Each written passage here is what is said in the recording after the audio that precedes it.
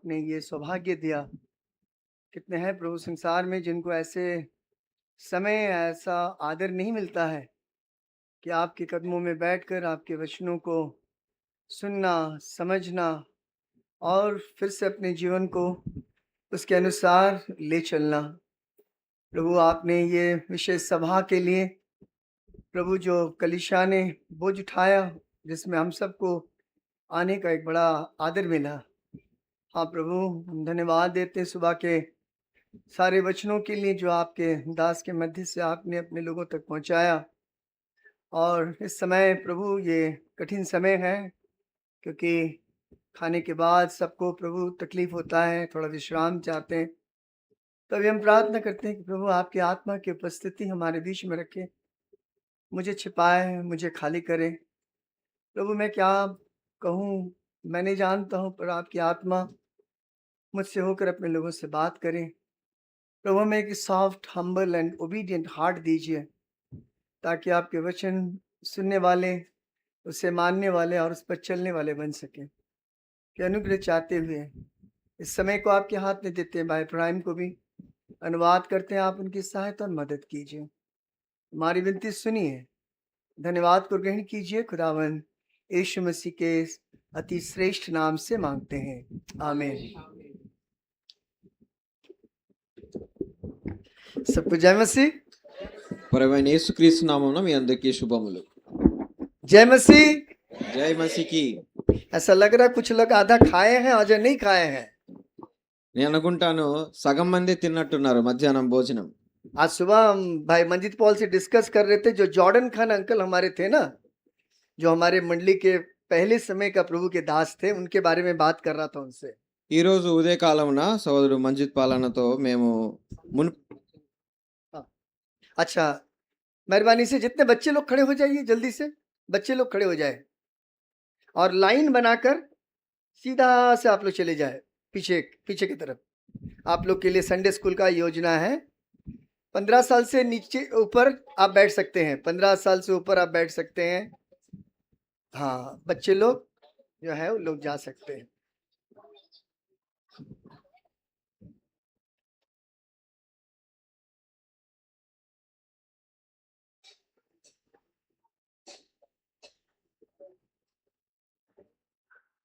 भाई लोग थोड़ा सामने आ जाए तो अच्छा है, आपको लाइट भी मिलेगी यहाँ पर, थोड़ा सामने आ जाए।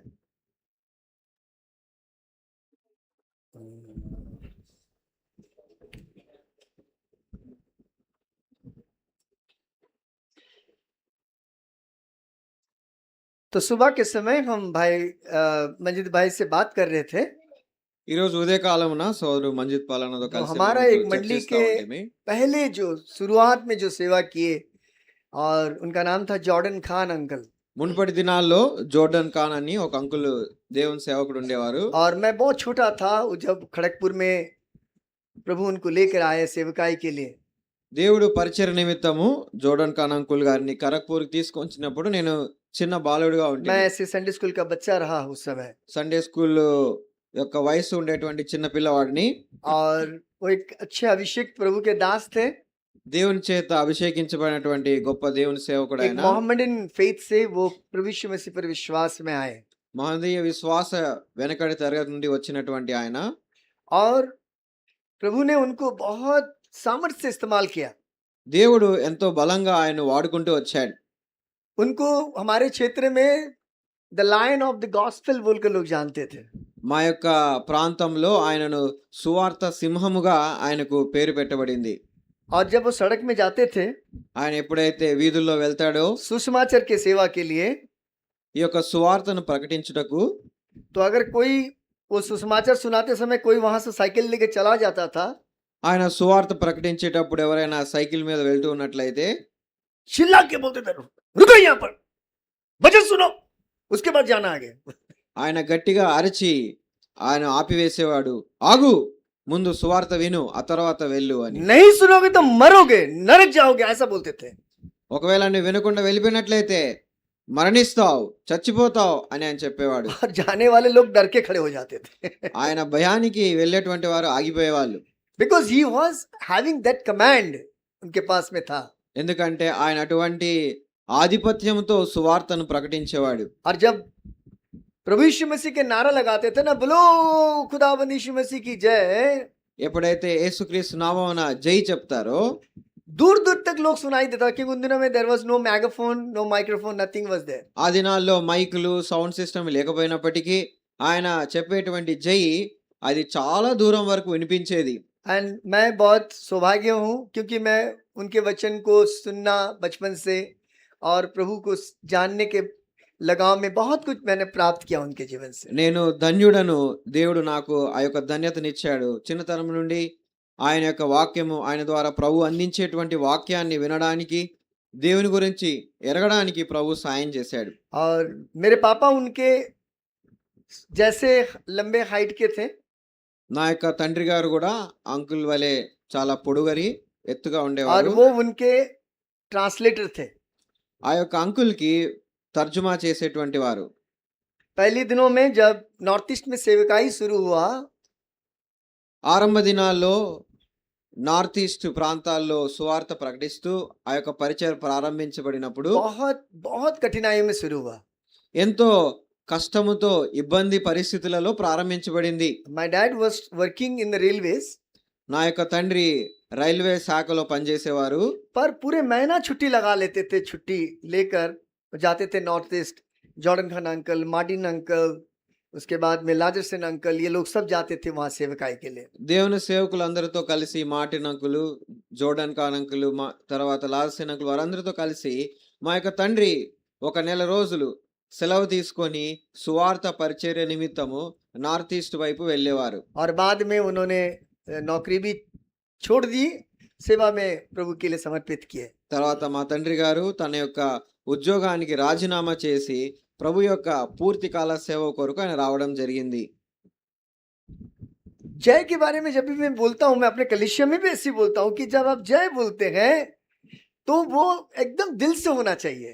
నేను ఎక్కడైతే సేవా పరిచర్య చేస్తున్నానో ఆ సంఘంలో కూడా నేను ఏం చెప్తానంటే, మనం ఎప్పుడైతే ప్రభువైన యేసుక్రీస్తు వారి నామమున జై చెప్తామో మనం పూర్ణ హృదయంతో మనం చెప్పేవారముగా ఉండాలి. You know the time when Israelite went to defeat Jericho people, Jericho city, ఎప్పుడైతే ఇశ్రాయేలు ప్రజల వారు ఎరికో పట్టణాన్ని స్వాధీనపరచుకోవడానికి వెళ్ళినప్పుడు सिर्फ जय के साथ, ध्वनि के साथ ही उन्होंने, तुरी के साथ ही उन्होंने पूरे उस दीवार को गिरा दिया था। వారు అట్లు జై చెప్తూ వారి యొక్క జయనదాల మధ్యలో, జయధ్వని మధ్యలో ఆ యొక్క పట్టణాన్ని వారు స్వాధీనం చేసుకున్నట్లు మనం చూస్తాం. और इसलिए हमारा परमेश्वर जीवित है, కనుక మన దేవుడు సజీవుడు. और हमें हमेशा उस जयवंत मसीह की सामर्थ को अपने जीवन में महसूस करना जरूरी है।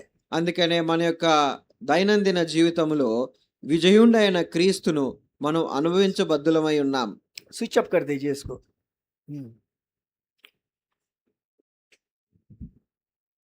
नहीं, नीचे था, नीचे नीचे, हाँ बस। मैं वचन में जाने से पहले एक उदाहरण आपको दूंगा। వాక్యము ధ్యానించడానికంటే ముందుగా ఒక ఉదాహరణ మీతో చెప్పాలనుకుంటున్నాను. एक बार एक पास्टर साहब, उनकी पत्नी के साथ तर्क हो रहा था। ఒక సమయంలో ఒక దేవుని సేవకుడు తన భార్యతో ఇట్లు చర్చిస్తున్నాడు. और तर्क ये था कि वो बहुत लंबा मैसेज देते हैं, लंबा लंबा संदेश देते हैं। ఆయన వాక్యం సందేశము బోధించినప్పుడు దీర్ఘకాలం ఎంతో ఎక్కువసేపు బోధిస్తాడు. तो वो उनके जो मिसेस है, सिस्टर जो है, उनको पसंद नहीं है। అంత దీర్ఘకాలము ప్రసంగం చేయడము ఆయన భార్యకు అది నచ్చని విషయం అన్నమాట. कलीसिया के लोग भी थक जाते थे उनके वचन सुन सुनकर। సంఘములో దేవుని సన్నిధికి చేరొచ్చేటువంటి విశ్వాసులు కూడా అలసిపోయేటువంటి వారు ఆ దీర్ఘకాలిక ప్రసంగాలను బట్టి. और नेक्स्ट संडे एक एक स्पेशल ओकेजन था चर्च में। తర్వాతి ఆదివారము ఒక ప్రత్యేకమైనటువంటి సందర్భం ఉండినది उस మందిరంలో, दिन बहुत సంఘంలో. लोग आने वाले थे। ఆ యొక్క దినమున అనేకులు రావాల్సిన వారుగా ఉన్నారు. मीटिंग के बाद भोजन का भी तैयारी हुआ था। ఆ యొక్క కూడిక అనంతరము విందు కూడా ఏర్పాటు చేయబడింది. तो सिस्टर ने बोला ब्रदर को कि ब्रदर आज कम से कम आप मैसेज लंबा नहीं देना। సహోదరితో ఏం చెప్పిందంటే, అయ్యా కనీసం ఈ వారమైనా ప్రసంగం ఎక్కువసేపు చేయొద్దు, थोड़ा सा देकर आप बंद कर देना। కొంత సమయము మాత్రము ప్రసంగం చేసి ముగించండి तो मैं త్వరగా అని क्या చెప్పింది. करूं, परमेश्वर का आत्मा मुझे प्रेरित करता है तो मैं रुक नहीं पाता हूं, बोलते जाता हूं. సోదరుడు అన్నాడు, దేవుని ఆత్మ నన్ను ప్రేరేపిస్తూ ఉండగా నేను ఆగలేకపోతాను, అట్లు నేను ప్రసంగిస్తూ వెళ్తాను तो అన్నాడు ठीक है, ఆయన. मैं आपको एक तरीका बताता हूं. అప్పుడు సహోదరు అనేది, నేను మీకు ఒక ఉపాయం जब वो చెప్తాను. अपने कपड़े पहने, कोट पहने, ఎప్పుడైతే సహోదరుడు తన యొక్క బట్టలు కోటు ధరించాడో उन्होंने उनके हाथ में एक लॉलीपॉप के चॉकलेट दिया. ఆమె ఒక లాలీపాప్ చాక్లెట్ ఆయనకి ఇచ్చింది. बोला इसको कोट में रखो और जब आप वचन शुरू करना और ये लॉलीपॉप को अपने मुंह में डाल लेना. మీరు ఎప్పుడైతే వాక్యం చెప్పడం ప్రారంభిస్తారో అప్పుడు ఈ యొక్క లాలీపాప్ చాక్లెట్ ని నోట్లో వేసుకోమని సలహా ఇచ్చింది जब ఆమె. तक लॉलीपॉप आपके मुंह में रहेगा वचन देना. ఎప్పటి వరకు ఈ యొక్క లాలీపాప్ మీ నోటిలో కరగకుండా ఉంటుందో అప్పటి వరకు ప్రసంగం और जब చేయండి. खत्म हो जाएगी आप वचन भी खत्म कर देना. ఎప్పుడైతే అది కరిగిపోతుందో అప్పుడు వాక్యాన్ని ముగించేయండి. पास्टर जी कुछ ऐसा सिस्टर ने कहा, उन्होंने चॉकलेट लेके चले गए मंडली में. సహోదరి ఇచ్చిన సలహా మేరకు ఆయన అట్లా లాలీపాప్ చాక్లెట్ తీసుకొని మందిరానికి వెళ్ళాడు. और वचन शुरू हुआ. ప్రసంగము ప్రారంభించాడు. बहुत लोग भीड़ है. ఎంతో మంది జనం వచ్చారు. और पास्टर साहब ने क्या किया, उस चॉकलेट को निकाल कर अपने मुंह में डाला वचन देने से पहले. ప్రసంగము ప్రారంభించడానికి ముందు దేవుని సేవకుడు ఆ సహోదరుడు ఏం చేశాడు, ఆ యొక్క చాక్లెట్ తీసుకొని తన నోట్లో వేసుకున్నాడు. अब वचन चलता रहा ప్రసంగము సాగుతా ఉంది. और वचन जितना देना चाहिए उससे और ज्यादा वचन लंबा होते जा रहा है.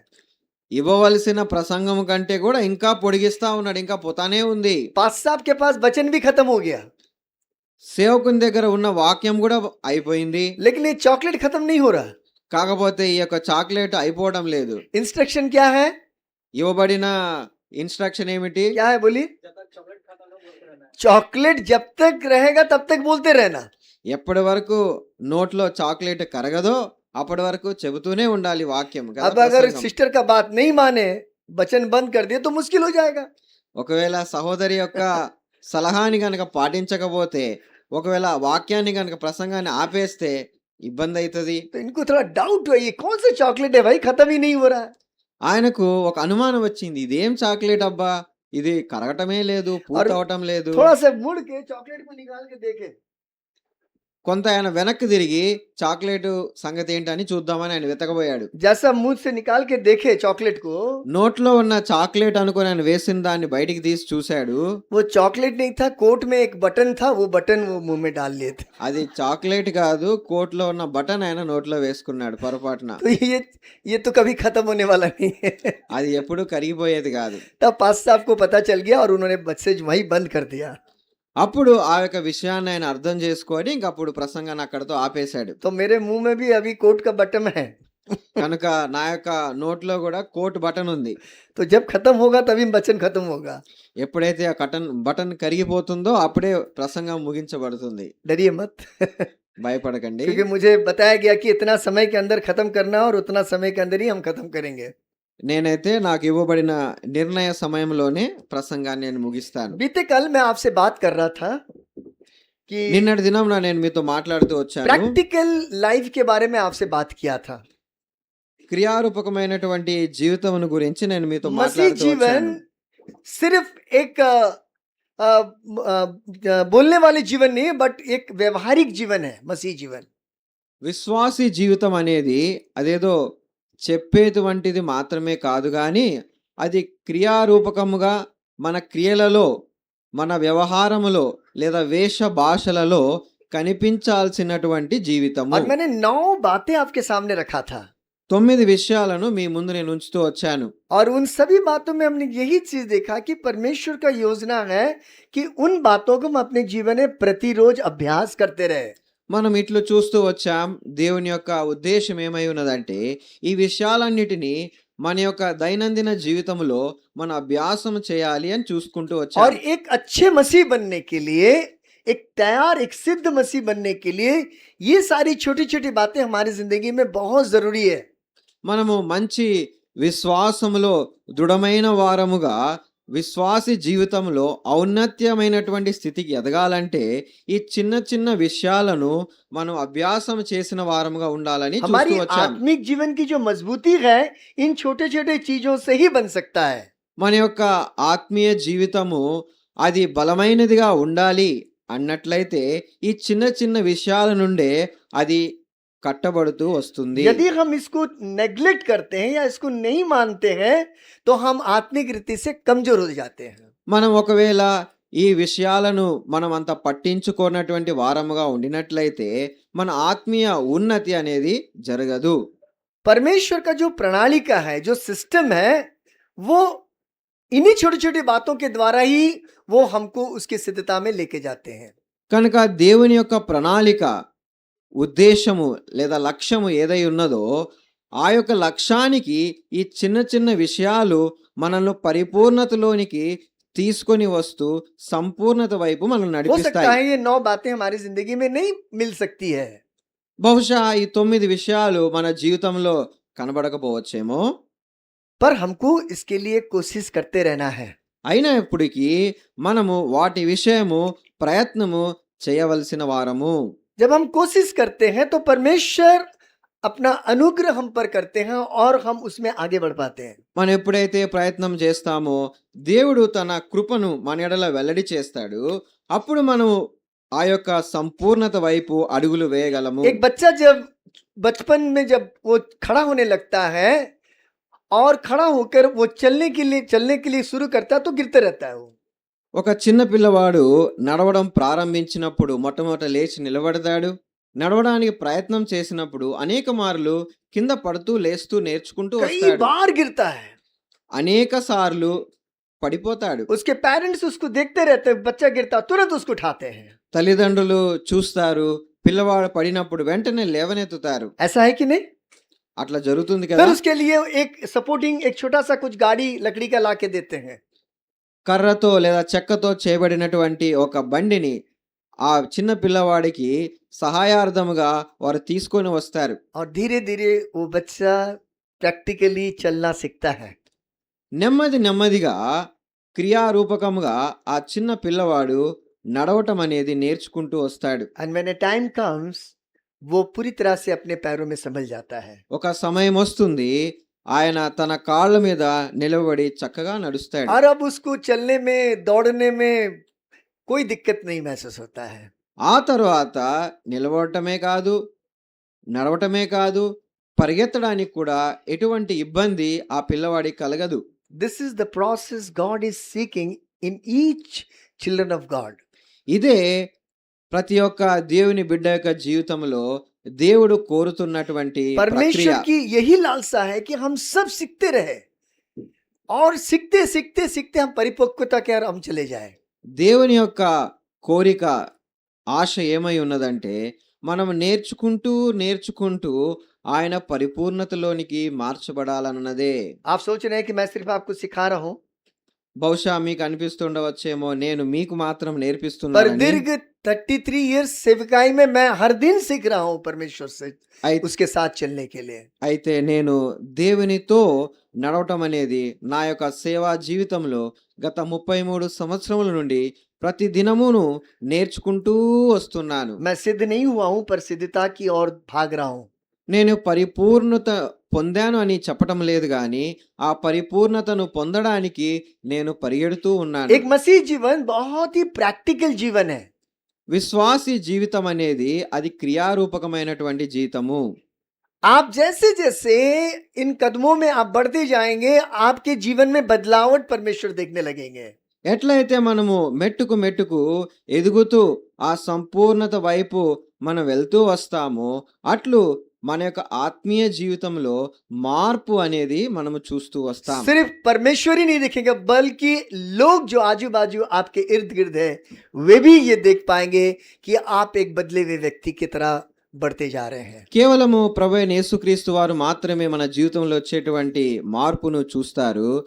మన యొక్క చుట్టుపక్కల తోబుట్టువులుగా మనతో ఉంటూ ఉన్నటువంటి వారు కూడా మన జీవితంలో వస్తున్నటువంటి మార్పును గమనించగలరు. और यही परमेश्वर हम में से हर किसी की जिंदगी में चाहता है। ఇదే ప్రభువైన యేసుక్రీస్తు వారు ప్రతి ఒక్కరి జీవితంలో మన జీవితంలో కూడా ఆయన కాంక్షిస్తున్నారు. प्रभु यीशु मसीह ने अपने चेलों को जब बुलाया उनके पास शिष्य बनने के लिए, उन्होंने एक शब्द कहा उनसे। ఎప్పుడైతే ప్రభువైన యేసుక్రీస్తు వారు ఆ శిష్యులను ఏర్పరచుకున్నారో అప్పుడు వారితో ఒక మాట ఆయన అన్నారు. हर एक को एक ही बात कहा, फॉलो मी। నన్ను వెంబడించుము అని చెప్పాడు ఆయన. उन्होंने और कुछ नहीं बोला, మరే మాట చెప్పలేదు, जस्ट फॉलो मी। కేవలము నన్ను मेरे వెంబడించుము అన్నారు. अनुयायी बनो, సారీ, मेरे अनुयायी, दैट्स फॉलो मी। నన్ను వెంబడించుము, मैं जैसा हूं तुम भी वैसे बनो। इसका मतलब यही है, నేను ఎట్లా ఉన్నానో నీవును అట్లనే ఉండాలి. यीशु मसीह को अपनाना యేసు ప్రభువును మనము స్వీకరించాలి. और यीशु मसीह के स्वभाव में बदल जाना। యేసు క్రీస్తు ప్రభువారి యొక్క స్వభావమును మనము ధరించుకోవాలి లేదా అట్లు మార్పు చెందాలి. इस दोपहर के समय हृदय के सच्चाई में अपने मन में एक बार पूछिए कि जिस दिन से मैंने यीशु मसीह को अपनाया, क्या उसके स्वभाव में मैं जी रहा हूं? ఈ మధ్యాహ్న కాల సమయంలో నిజాయితీగా మనల్ని మనం పరీక్షించుకుందాం. యేసు క్రీస్తు ప్రభువారి యొక్క మరణపు అనుభవము మన జీవితంలో మనం అనుభవిస్తూ ఉన్నామా? और क्या उसके स्वभाव में हम बदल रहे हैं? మనం ప్రభువైన యేసు క్రీస్తు వారి స్వభావమును మనస్సును ధరించుకుంటున్నామా? अगर नहीं तो अभी भी बदलना है। ఒకవేళ అటువంటి స్వభావం మనలో లేనట్లయితే మనం మార్పు చెందవలసిన వారముగా ఉన్నాము సుమా. पौलुस कहता है कि पौल नॉट अंटाडू, I but Christ in me. నేను కాదు క్రీస్తే నాయందు జీవించుచున్నాడు. To live is Christ, to die is Christ. प्रभु के लिए బ్రతుకుట క్రీస్తే, చావైతే లాభము. ये पौलुस का जीवन का शेष गवाही था। ఇది అపోస్తలుడైన పౌలు యొక్క జీవన సాక్ష్యము. आप एक बार अपने से सवाल करिए, ఒకసారి మనల్ని మనం పరీక్షించుకుందామా? ऐसे सभाओं में आप आते हैं, మనము ఇట్టి కూడికలకు చేరి వస్తా ఉన్నాం. इतना सुंदर वातावरण में बैठ के परमेश्वर के संदेश सुनते हैं, దేవుని యొక్క వాక్యం వినడానికి మనకు చక్కని వాతావరణము అనుకూలించబడింది फिर కదా. यहाँ से चले जाते हैं। ఇక్కడ నుండి మనము వెళ్ళిపోతాం. पर क्या जब यहाँ से जाते हैं कुछ नई बदलावट आपके जीवन में दिखती है? మనం ఇక్కడ నుండి వెళ్ళిపోయిన తర్వాత మన యొక్క జీవితంలో నూతనమైన మార్పు ఏదన్నా కనిపిస్తా ఉందా? यहाँ ये वचन में लिखा है कि यदि तू विश्वास करेगी तो परमेश्वर की महिमा को देखेगी। ఇక్కడ రాయబడినటువంటి మన ముఖ్యాంశాన్ని మనము చూస్తాం. యోహాను రాసిన సువార్త 11వ అధ్యాయము 40వ వచనంలో, నీవు విశ్వసించినట్లయితే దేవుని మహిమను చూస్తావు. लूका में भी लिखा है कि तुम्हारे भले कामों को देखकर लोग परमेश्वर की महिमा करेंगे। లూకా రాసిన సువార్తలో కూడా రాయబడింది, నీ యొక్క మంచి క్రియలను బట్టి దేవుని ప్రజలు మహిమపరచాలి. आप परमेश्वर की महिमा देखोगे, बैक टू बैक आपके जीवन से भी परमेश्वर की महिमा दिखेगी। देखिए చూడండి, మీరు దేవుణ్ణి మహిమపరచడమే కాకుండా మీ యొక్క క్రియలను బట్టి లోకము లేదా ప్రజలు దేవుని మహిమపరచడం అనేది మనం ఇక్కడ చూస్తాం. चेलों को क्यों बोला था यीशु मसीह कि मेरे पीछे हो लो? ప్రభువైన యేసుక్రీస్తు వారు శిష్యులకు ఎందుకు నన్ను వెంబడించండి అని చెప్పాడండి? बोलिए, कोई भी आप में से। ఎందుకు చెప్పారు?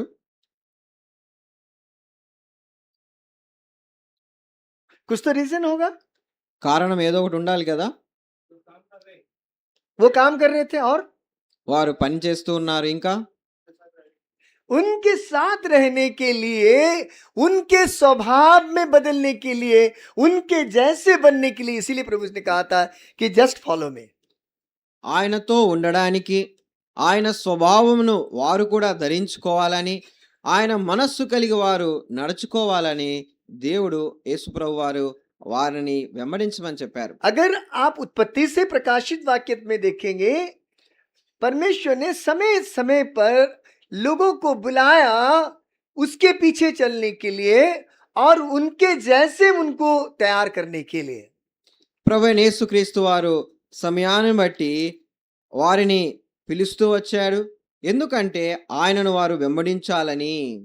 और ये चीज हम बाइबल के अंदर भी देखते हैं, समाज के अंदर देखते हैं, जब एक व्यक्ति प्रभु यीशु मसीह की आवाज को सुनकर उसके पीछे आता है तो उसका जीवन धीरे धीरे उसकी महिमा के लिए बदलता जाता है।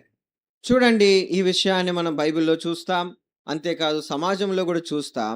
ఎవరైతే ప్రభువైన యేసుక్రీస్తు వారి దగ్గరికి వస్తారో వారి యొక్క జీవితము మెట్టు మెట్టుకు మార్చబడుతూ అట్లు ప్రభువలే రూపాంతరము చెందేటువంటి కార్యమును మనము చూస్తాం. पर यहाँ एक बहुत बड़ी बात है। ఇక్కడ ఒక శ్రేష్టమైనటువంటి మాట మనం क्या గమనించాలి. है वो बात? ఏమిటండి ఆ మాట? प्रभु यीशु मसीह ने कहा यदि तुम मेरा शिष्य बनना चाहो तो तुम अपने आप को भूल जाना। మనకు చెప్పబడిన వాక్యం ఏమిటంటే, ఎవడైనాను నా యొక్క శిష్యుడు అవ్వాలని కోరినట్లయితే తన్ను తాను తృణీకరించుకోవాలి. और साथ में क्रूस उठाकर मेरे पीछे आना। అంతేకాదు తన సిలువనెత్తుకొని నన్ను వెంబడించాలి. मसीह के स्वरूप में बदलने के लिए मसीह के दुख को भी अपने जीवन में अपना कर चलना है। దేవుని యొక్క స్వరూపంలోనికి మనం మార్చబడటానికి దేవుని యొక్క శ్రమలను కూడా మనం ఎత్తుకొని ఆయన వెంబడించాలి. और बहुत ही क्लियरली बोला कि ना केवल तुम चेले ऐसे ही बन पाओगे पर तुमको अपने आप को अस्वीकार करना, deny yourself and follow me. अपने क्रूस उठाकर मेरे पीछे आ जाओ। ఆయన యొక్క శిష్యుడిగా చేయబడాలి అంటే లేదా శిష్యురాలుగా చేయబడాలి అంటే ఉన్న పాటన మనం శిష్యులుగా అవలేము, కానీ మనల్ని మనము తృణీకరించుకొనిన వారముగా సిలువనెత్తుకొని వెంబడించుటను బట్టియే మనము శిష్యులుగా చేయబడగలము. क्रूस का दूसरा नाम जानते हैं? సిలువ యొక్క మరొక పేరు చెప్పగలరా? जानते हैं? हाँ, यस, सफरिंग, यातना जिसको बोला जाता है। శ్రమలు. సిలువకు మరొక అర్థము లేదా పేరు శ్రమలు. जहां दुख है वहां क्रूस है, ఎక్కడైతే శ్రమలు ఉంటాయో అక్కడే సిలువ और ఉంటుంది. जहां क्रूस है वहां दुख है। ఎక్కడైతే సిలువ ఉంటుందో అక్కడ శ్రమలు ఉంటాయి. एक एक दूसरे के मित्र है ये। వీరు ఒకరికి ఒకరు స్నేహితులు, ఫ్రెండ్స్. अगर क्रूस नहीं है आपके जीवन में तो आप कभी दुख नहीं उठा सकते परमेश्वर के लिए। మన యొక్క జీవితంలో సిలువ అనేటువంటి అనుభవం లేనట్లయితే దేవుని కొరకు మనం ఎప్పుడు శ్రమలు क्रूस नहीं అనుభవించలేము. आने का मतलब है जहां क्रूस का काम आपके जीवन में नहीं हुआ है। సిలువ లేకపోవడం లేదా రాకపోవడము అంటే సిలువ యొక్క అనుభవము, ఆ యొక్క అభ్యాసము మన యొక్క జీవితంలో లేకపోవడము. इसलिए चेले के साथ साथ चेले बनने के इरादे से क्रूस को उठाने के लिए भी प्रभु के लिए तैयार होना है। కనుక శిష్యులుగా చేయబడేటువంటి ఒక ప్రక్రియలో కేవలం శిష్యులుగా ఉండటమే కాకుండా మనల్ని మనము తృణీకరించుకొని సిలువనెత్తుకొని ఆయనను వెంబడించేటువంటి శిష్యులుగా మనం और అవ్వాలి. अब एक बहुत बड़ा कलीसिया के सामने में एक बहुत बड़ा चुनौती है अभी के समय में। ఈ దినాల్లో లేదా ప్రస్తుత దినాల్లో సంఘము ముందు ఒక గొప్ప సవాలు ఉంచబడతా ఉంది. क्या है चुनौती बोलिए तो? ఏమిటండి ఈ సవాలు? बताइए कोई भी। ఎవరైనా చెప్తారా? What is the challenge before the church at this present time? ప్రస్తుత దినాల్లో సంఘం ఎదుట ఉంచబడినటువంటి గొప్ప సవాలు ఏమిటి? सबसे बड़ा चुनौती क्या है? सताओ। सताओ एक बहुत बड़ा चुनौती है आज के समय के लिए। దేవుని కొరకు శ్రమ పడటము లేదా శ్రమ అనుభవించటం అనేది గొప్ప సవాలు. और जब भी एक मसीह के जीवन के सामने में सताव की बात आता है तो वो बड़ा बड़ा तिरमिरा जाता है या बड़ा कंफ्यूजन हो जाता है। भाई सताओ क्यों और कैसे मैं इस सताव को सह पाऊंगा? ఒక విశ్వాస జీవితంలో ఈ యొక్క శ్రమ అనేటువంటిది వచ్చినప్పుడు అనేక పర్యాయాలు మనము చలించిపోయే వారముగా ఉంటాం. సహోదరుడా, ఈ శ్రమలు అనుభవించేది ఎట్లా అని మనము ఎంతో సంకోచించే వారముగా ఉంటాం. पर बाइबल में हमारे लिए एक अच्छा काउंसलिंग है बाइबल इस सताव के विषय में कि किस तरह से सताव हमारे जीवन में आएगी और हमको सताव का सामना करना पड़ेगा और उस सताव से पार होकर हम विजय भी प्राप्त कर सकते हैं। బైబిల్లో ఈ యొక్క శ్రమల గురించినటువంటి మంచి సలహా, అది ఎట్లా మనకు శ్రమలు అనుగ్రహించబడతాయి, ఈ యొక్క శ్రమలను మనము ఎట్లా అనుభవించాలి, ఈ శ్రమలలో మనం ఎట్లు జయము పొంది మనం దాటుకోవాలి, మనకు చక్కని ఆలోచనకర్తగా బైబిల్ బోధిస్తూ ఉంది. सताव वही लोग सामना कर सकते हैं जिन्होंने यीशु मसीह के सताव को अपने जीवन में अपनाया है। ఎవరైతే యేసు క్రీస్తు ప్రభు వారి యొక్క శిలువ శ్రమలను తమవిగా తమ జీవితంలో స్వీకరించలేదో వారు ప్రభు కొరకు శ్రమలను అనుభవించలేరు. सताव की जो बात आती है ये अभी के समय के ये बात नहीं है, पर ये सताव की बात बाइबल की शुरुआत से ही शुरू चलते आई है। బైబిల్లో శ్రమలను గురించి మనము చూసినట్లయితే అది ఈ దినమున లేదా ఈ కాలంలో ఏదో ప్రారంభించబడినది కాదు గాని బైబిల్ యొక్క ఆదిమ దినాల్లో నుండి ప్రారంభ దినాల్లో నుండి శ్రమలు అనేవి మనం చూస్తూ వస్తాం. और इसका एक बहुत बड़ा छवि है सताव के विषय में। शुरुआत से ही ये सताव मसीहों के लिए, विश्वासियों के लिए ये आरंभ हुई और आज तक ये चल रहा है। విశ్వాసులకు ఆరంభ దినాల్లో నుండి శ్రమలు అనేటివి సంభవిస్తూ వచ్చాయి. ఈ గొప్ప విషయము ఆ దినమున ఆరంభించి ఇప్పటికి కూడా అవి కొనసాగుతూ వస్తూ ఉన్నాయి. सबसे पहला सताव किसके था जानते हैं बाइबल में? బైబిల్లో మొట్టమొదటిగా శ్రమను అనుభవించిన వారు ఎవరు? एक धर्मी एक अधर्मी के द्वारा सताव किया गया। ఒక నీతిమంతుడు అనీతిమంతుని ద్వారా శ్రమ పెట్టబడ్డాడు. कौन था वो? ఎవరండి? कैन। कैन एक अधर्मी जिसने अपने भाई धर्मी को उन्होंने सताया था। కయ్యూను అనీతిమంతుడు. ఆయన నీతిమంతుడైనటువంటి తన సహోదరుడైన హేబేలును శ్రమ పెట్టాడు, హింసించాడు. सताव कहाँ से शुरू होती है? अपने घर से। హింస అనేది ఎక్కడ నుండి ప్రారంభం అవుతుంది? మన యొక్క కుటుంబం నుండే అది बहुत ప్రారంభం ध्यान అవుతుంది. देना है मेरे प्रियो। ప్రియులారా, మీరు ఎంతో జాగ్రత్తగా ఆలకించాలి. यदि आप सोच रहे हैं कि आपने प्रभु यीशु मसीह पर विश्वास किया और आपका सताव कोई बाहर वाला आके करेंगे, नहीं, आपके सबसे पहला सताव आपके घर से शुरुआत होती है। మీరు ప్రభువైన యేసుక్రీస్తునందు విశ్వాసం ఉంచి ఆయనను అంగీకరించిన తర్వాత ఎవరో బయట వారు వచ్చి లేదా వారి ద్వారా మాకు హింసలు వస్తాయని మీరు అనుకుంటే అది పొరబడినట్లే. మొట్టమొదటిగా మీ కుటుంబములో నుండి, మీ బంధుమిత్రుల నుండే మీకు ప్రారంభమవుతాయి. सताव क्यों आता है मनुष्य के जीवन में? హింస అనేది ఒక మానవుని జీవితంలో ఎందుకు అనుమతించబడుతుంది? वाई बताइए कोई भी। ఎందుకు ऐसे వస్తాయండి? प्रैक्टिकल टॉक्स में कर रहा हूं, इसलिए आपसे पूछ रहा हूं सवाल, आप जवाब दे सकते हैं। क्यों सताव आती है एक विश्वासी के जीवन में? ఇది నేను క్రియాపూర్వకంగా మనం మాట్లాడుకుంటున్నాం కాబట్టి हाँ మీరు జవాబు ఇవ్వాలని నేను కోరుతా ఉన్నాను. हाँ, क्या बोल रहे हैं भाई? जब हम विश्वास में आगे बढ़ते हैं, अच्छा काम करते हैं तो सताव आता है। सो इन ऑर्डर इसको कहा जाता है टू वायलेट आवर फेथ, మన या हमारे विश्वास को भटकाने के लिए हमारे जीवन में सताव आती है। यही उसका मतलब है। సహోదరుడు చెప్పిన దాని యొక్క అర్థం ఏమిటంటే మనం విశ్వాసము నుండి తప్పిపోవునట్లుగా మనకు హింస అనుమతించబడుతుంది. क्योंकि जहां सताव आता है वहां विश्वासी एक कदम पीछे चला जाता है। చూడండి, ఎక్కడైతే హింస పెరుగుతుందో అక్కడ విశ్వాసులు తమ విశ్వాసం నుండి తప్పిపోయేటువంటి ప్రమాదం ఉంటుంది. और बाइबल के इतिहास में आप देखिएगा कि अक्सर परमेश्वर के लोग सताए गए।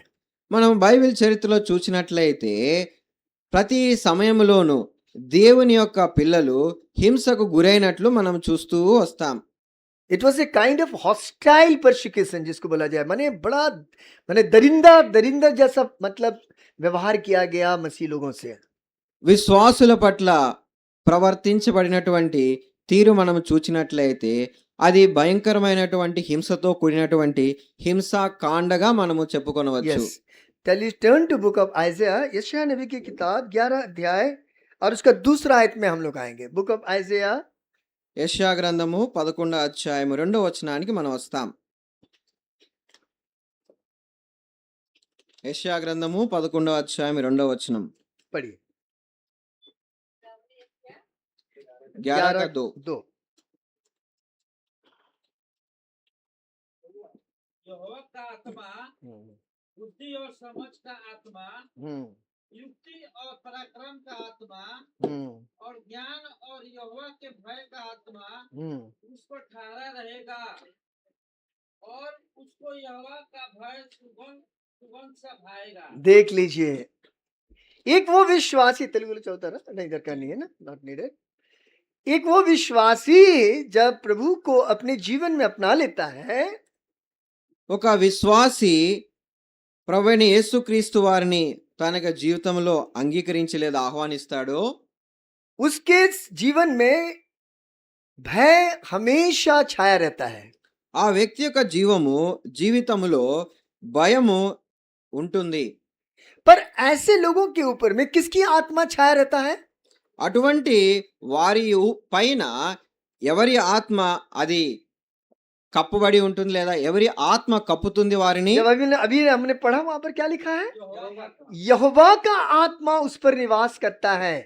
యెహోవా ఆత్మ, దేవుని ఆత్మ వారిలో నివసిస్తుంది. और जिसके ऊपर या जिसके अंदर यहोवा का आत्मा प्रभुता करता है, वो हर प्रकार के सताव से वो निर्भीक हो जाता है या निर्भय हो जाता है।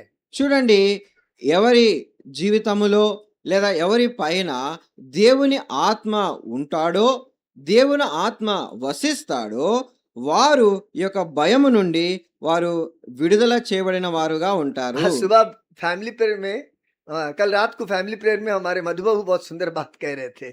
నిన్న రాత్రి आज सुबह लग रहा है, आज मॉर्निंग ना, आज सुबह के समय ఈ రోజు ఉదయకాలమున మన సహోదరుడు మధుబావన్న ఒక మాటను జ్ఞాపకం చేస్తూ వచ్చాడు.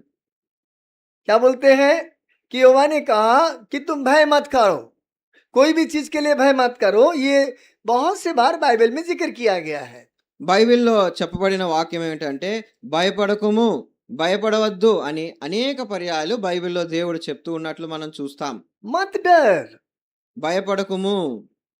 और ये बहुत सच बात है कि जिसके ऊपर में यहोवा की आत्मा छाया रहता है, जिसके अंदर यहोवा का आत्मा निवास करता है, वो आने वाले सताव और इस समय के सताव, बीते समय के सताव से वो कभी भयभीत नहीं होगा। చూడండి, ఎవరిలో అయితే దేవుని ఆత్మ నివసిస్తున్నాడో, ఎవరి పైన దేవుని ఆత్మ నిలబడి ఉన్నాడో వారి యందు భయం అనేది ఉండదు. అది జరిగిన కాలపు విషయములే కావచ్చు, జరుగుతున్న విషయాలే కావచ్చు, జరగబోయే విషయాల కొరకైనా కావచ్చు. और ये एक बहुत ही इम्पोर्टेंट विषय हमारे जीवन में। देखिए, अगर आप पढ़िएगा, मेरे साथ आप निकालें निर्गमन की पुस्तक, उसका 17 अध्याय और उसका 8। ఒక ప్రాముఖ్యమైన విషయాన్ని మనము చదువుతాం. చూడండి, నిర్గమాకాండము 17వ అధ్యాయము 8వ వచనము. నిర్గమ 17:8. 8 से 13 तक पढ़ दीजिए, आप ही पढ़िए हिंदी में। 8 నుండి 13 వరకు. तब अमालेकी आकर रफीदीम में इस्राएलियों से लड़ने लगे. हाँ। तब मूसा ने यहोशू से कहा, हमारे लिए कई पुरुषों को चुनकर छांट ले और बाहर जाकर अमालेकियों से लड़, और मैं कल परमेश्वर की लाठी हाथ में लिए हुए पहाड़ी की चोटी पर खड़ा रहूंगा. मूसा की इस आज्ञा के अनुसार यहोशू अमालेकियों से लड़ने लगा, और मूसा, हारून और हूर पहाड़ी की चोटी पर चढ़ गए. जब तक मूसा अपना हाथ उठाए रखा था तब तक तो इस्राएल प्रबल होता था, परंतु जब जब वह उसे नीचे करता तब तब अमालेक प्रबल होता था. पर जब मूसा के हाथ बढ़ गए तब उन्होंने एक पत्थर लेकर मूसा के नीचे रख दिया और वह उस पर बैठ गया, और हारून और हूर एक एक अलंग में उसके हाथों को संभाले रहे, और उसके हाथ सूर्यास्त तक स्थिर रहे. और यहोशू ने अनुचरों समेत अमालेकियों को तलवार के बल से हरा दिया.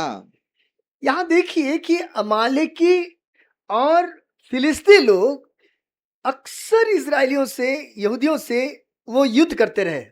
చూడండి, మనం ఇక్కడ గమనించినట్లయితే అమాలేకీయులు, ఫిలిస్తీయులు ఎప్పుడు ఇశ్రాయేలుతో యుద్ధం చేస్తూ వచ్చారు. और उनका वजह क्या था जानते हो? What was the reason? దాని యొక్క కారణం ఎందుకు వాళ్ళు అట్లా యుద్ధం చేసేవాళ్ళు क्योंकि తెలుసా? ये जो इजरायली थे, इन्होंने मूर्तियों को पूजना छोड़ दिया, मूर्तियों के सारे चरित्रों को अपने जीवन से निकाल फेंका, और यही उनका नाराजगी था। और इसीलिए ये लोग फिलिस्तियों को और फिलिस्ती और अमालेकी ये इजरायलों को सताते थे। ఇశ్రాయేలు వీరు విగ్రహాలను విడిచిపెట్టారు. ఈ యొక్క విగ్రహాలు వారు దూరం చేశారు. ఈ ఇశ్రాయేలు ఎవరైతే ఉన్నారో ఈ ఫిలిస్తీన్లు అమాలేకులు ఈ విగ్రహాలను పూజించేవారే వారిని తిరిగి తిరిగి హింసిస్తూ వచ్చారు. आप सबसे पहली बात ध्यान में रखिएगा प्रैक्टिकली, जब आप एक दूसरे विश्वास से जब प्रभु यीशु मसीह पर विश्वास में आप आएंगे ना, तो इस प्रकार के अमालेकी और फिलिस्ती आपके चारों दिशा में हैं। చూడండి, ఒక విశ్వాసి ఎవరైనా విగ్రహాలను లేదా హైందవ సాంప్రదాయాలను విడిచిపెట్టి వచ్చినప్పుడు వారి నలుమూలల ఇటువంటి విగ్రహారాధకులు ఉంటారు. వారే వారిని హింసిస్తూ ఉంటారు. और ये स्वाभाविक है, ये होना एकदम संभव है। ఇది జరగటం అనేది సామాన్యమైనటువంటి విషయమే. पर हमेशा इस बात को याद रखिएगा, जिस पर यहोवा का आत्मा छाया हुआ है उसमें भय की आत्मा नहीं होनी चाहिए। అయితే ఎల్లప్పుడూ మనం జ్ఞాపకం ఉంచుకోవాల్సిన విషయం ఏమిటంటే, ఎవరి మీద అయితే లేదా ఎవరి యందైతే దేవుని ఆత్మ నివసించుచున్నాడో వారి యందు భయమును కల్పించేటువంటి ఆత్మకు చోటు లేదు. अब देखिए, ये लोग जब यहूदियों पर ताड़ना लेकर आए, इन लोग को सताए, इनको मारने की कोशिश किए, अब ये लोग बैकस्लाइड करके कई यहूदी पीछे चले गए वापस। చూడండి, ఎప్పుడైతే వీరు ఇశ్రాయేల్ మీద ఇటువంటి హింసను వారు ప్రభావితం చేస్తూ వచ్చారు, హింసిస్తూ వచ్చారో, కొంతమంది ఇశ్రాయేలీయులు వారు జారిపోయినట్లు విశ్వాసములో నుండి వారు తొలగిపోయినట్లు మనం చూస్తాం. और वो बैकस्लाइड करने के कारण हुआ क्या, उन्होंने जितने नबियों के ऊपर में सताव लाना शुरू कर दिया। వారు అట్లు తొలగిపోవటాన్ని బట్టి, విశ్వాసము నుండి తప్పిపోవటాన్ని బట్టి కొందరు ప్రవక్తలను వారు హింసించినట్లు మనం చూస్తాం. ऐसी होता है ఇట్లనే జరుగుతుంది. अभी के समय में भी, जब एक विश्वासी पीछे चला जाता है, ప్రస్తుత దినాల్లో కూడా ఎవరైనా విశ్వాసి వెనక్కి పడిపోయినట్లయితే अब वो सताव सहने के वजह वो सताव औरों को सताना प्रारंभ कर देता है। హింసను భరించుటకు బదులుగా వేరొకని హింసించడానికి వారు పూనుకుంటారు. पहला थिस्सलुनी 2 अध्याय का 15 में आइए। First Thessalonians chapter 2 verse 15। తెస్సలోనికైలకు రాసిన మొదటి పత్రిక 2వ అధ్యాయము 15వ వచనము. తెస్సలోనికైలకు రాసిన మొదటి పత్రిక 2వ అధ్యాయము 15వ వచనం అండి. यस, पढ़िए। इसलिए हाँ हे भाइयों, हाँ, स्थिर रहो स्थिर रहो। और जो बातें जो बातें तुमने चाहे वचन या पत्री के हाँ द्वारा हमसे सीखी है सीखी है, उन्हें थामे रहो। थामे रहो। ये एक व्यवहारिक जीवन यहाँ पौलुस थिस्सलुनी की मंडली को बता रहा है। తెస్సలోనికలో ఉన్నటువంటి సంఘానికి క్రియాపూర్వకమైనటువంటి జీవితమును గురించిన విషయాన్ని, మర్మాన్ని పౌలు భక్తుడు వారికి బోధిస్తున్నాడు. आप अपने दिल में पूछ के देखिए, जब आपके जीवन में किसी प्रकार से सताव आया, चाहे वो आर्थिक जीवन की सताव हो सकता है, शारीरिक बीमारी की सताव हो सकता है, या आपके परिवार के प्रियजन आपको सता रहे हैं, या आपके पड़ोसी आपको सता रहे हैं, या कोई भी तरह से जब आपको सताव का सामना करना पड़ता है, क्या तब आप ये बात महसूस करते हैं, सताव आने के बावजूद भी मुझ पर किसकी आत्मा छाया है? यहोवा की आत्मा छाया है। ये कभी भी आप ना भूलें। చూడండి, మనము మనసులో పరీక్షించుకొని మనం ఆలోచన చేస్తాం. మన యొక్క కుటుంబ సభ్యుల వలనే కావచ్చు, బంధుమిత్రుల వలనే కావచ్చు, హింస మనకు వచ్చినప్పుడు మనము దేవుని యొక్క ఆత్మ మన యందు నివసించుచున్నాడు అనేటువంటి విషయాన్ని మనము జ్ఞాపకం చేసుకుంటూ నిర్భయంగా ఉండగలుగుతామా? बोलिए, आप में से आप ही जवाब दीजिए। మీరే జవాబు చెప్పాలి దీనికి. यदि हम कहते हैं दृढ़ता से, इसलिए पौलुस ने यहाँ पे क्या बताया, जो काम तुम में हुआ उसमें तुम क्या करो, स्थिर रहो। फिर से पढ़ दीजिए भाई। इसलिए हे भाइयों, हाँ, स्थिर रहो स्थिर रहो। और जो बातें जो बातें तुमने चाहे वचन या पत्री के द्वारा हाँ हमसे सीखी है हाँ उन्हें थामे रहो। उन्हें थामे रहो। मूसे के हाथ ऊपर उठाया रखा, सताव आया, फिलिस्ती आए, अमालिकी आए, पर विजय किसको प्राप्त हुई? किसको प्राप्त हुआ? यहोशू को प्राप्त हुआ। మోషే ఎప్పుడైతే చెయ్యి ఎత్తి ఉంచాడో అమాలేకీయులు ఫిలిస్తీన్ల ద్వారా హింస అనేది వచ్చింది. అప్పుడు ఎవరు గెలుస్తూ వచ్చారు? గెలుపు ఎవరిదిగా ఉంది? యెహోషువ గెలుస్తూ వచ్చాడు యుద్ధంలో. ये बिल्कुल सच बात है। जब हम प्रैक्टिकली अपने जीवन को जब सताओं के अंदर से लेके जाते हैं और उस समय हम ये बात को कभी ना भूलते हैं कि चाहे परिस्थिति कुछ भी आए मेरे जीवन में, मुझ पर यहोवा की आत्मा है और वो आत्मा मुझे हर परिस्थिति में विजय दे सकता है। ఇది సత్యమైనది, స్థిరమైనది.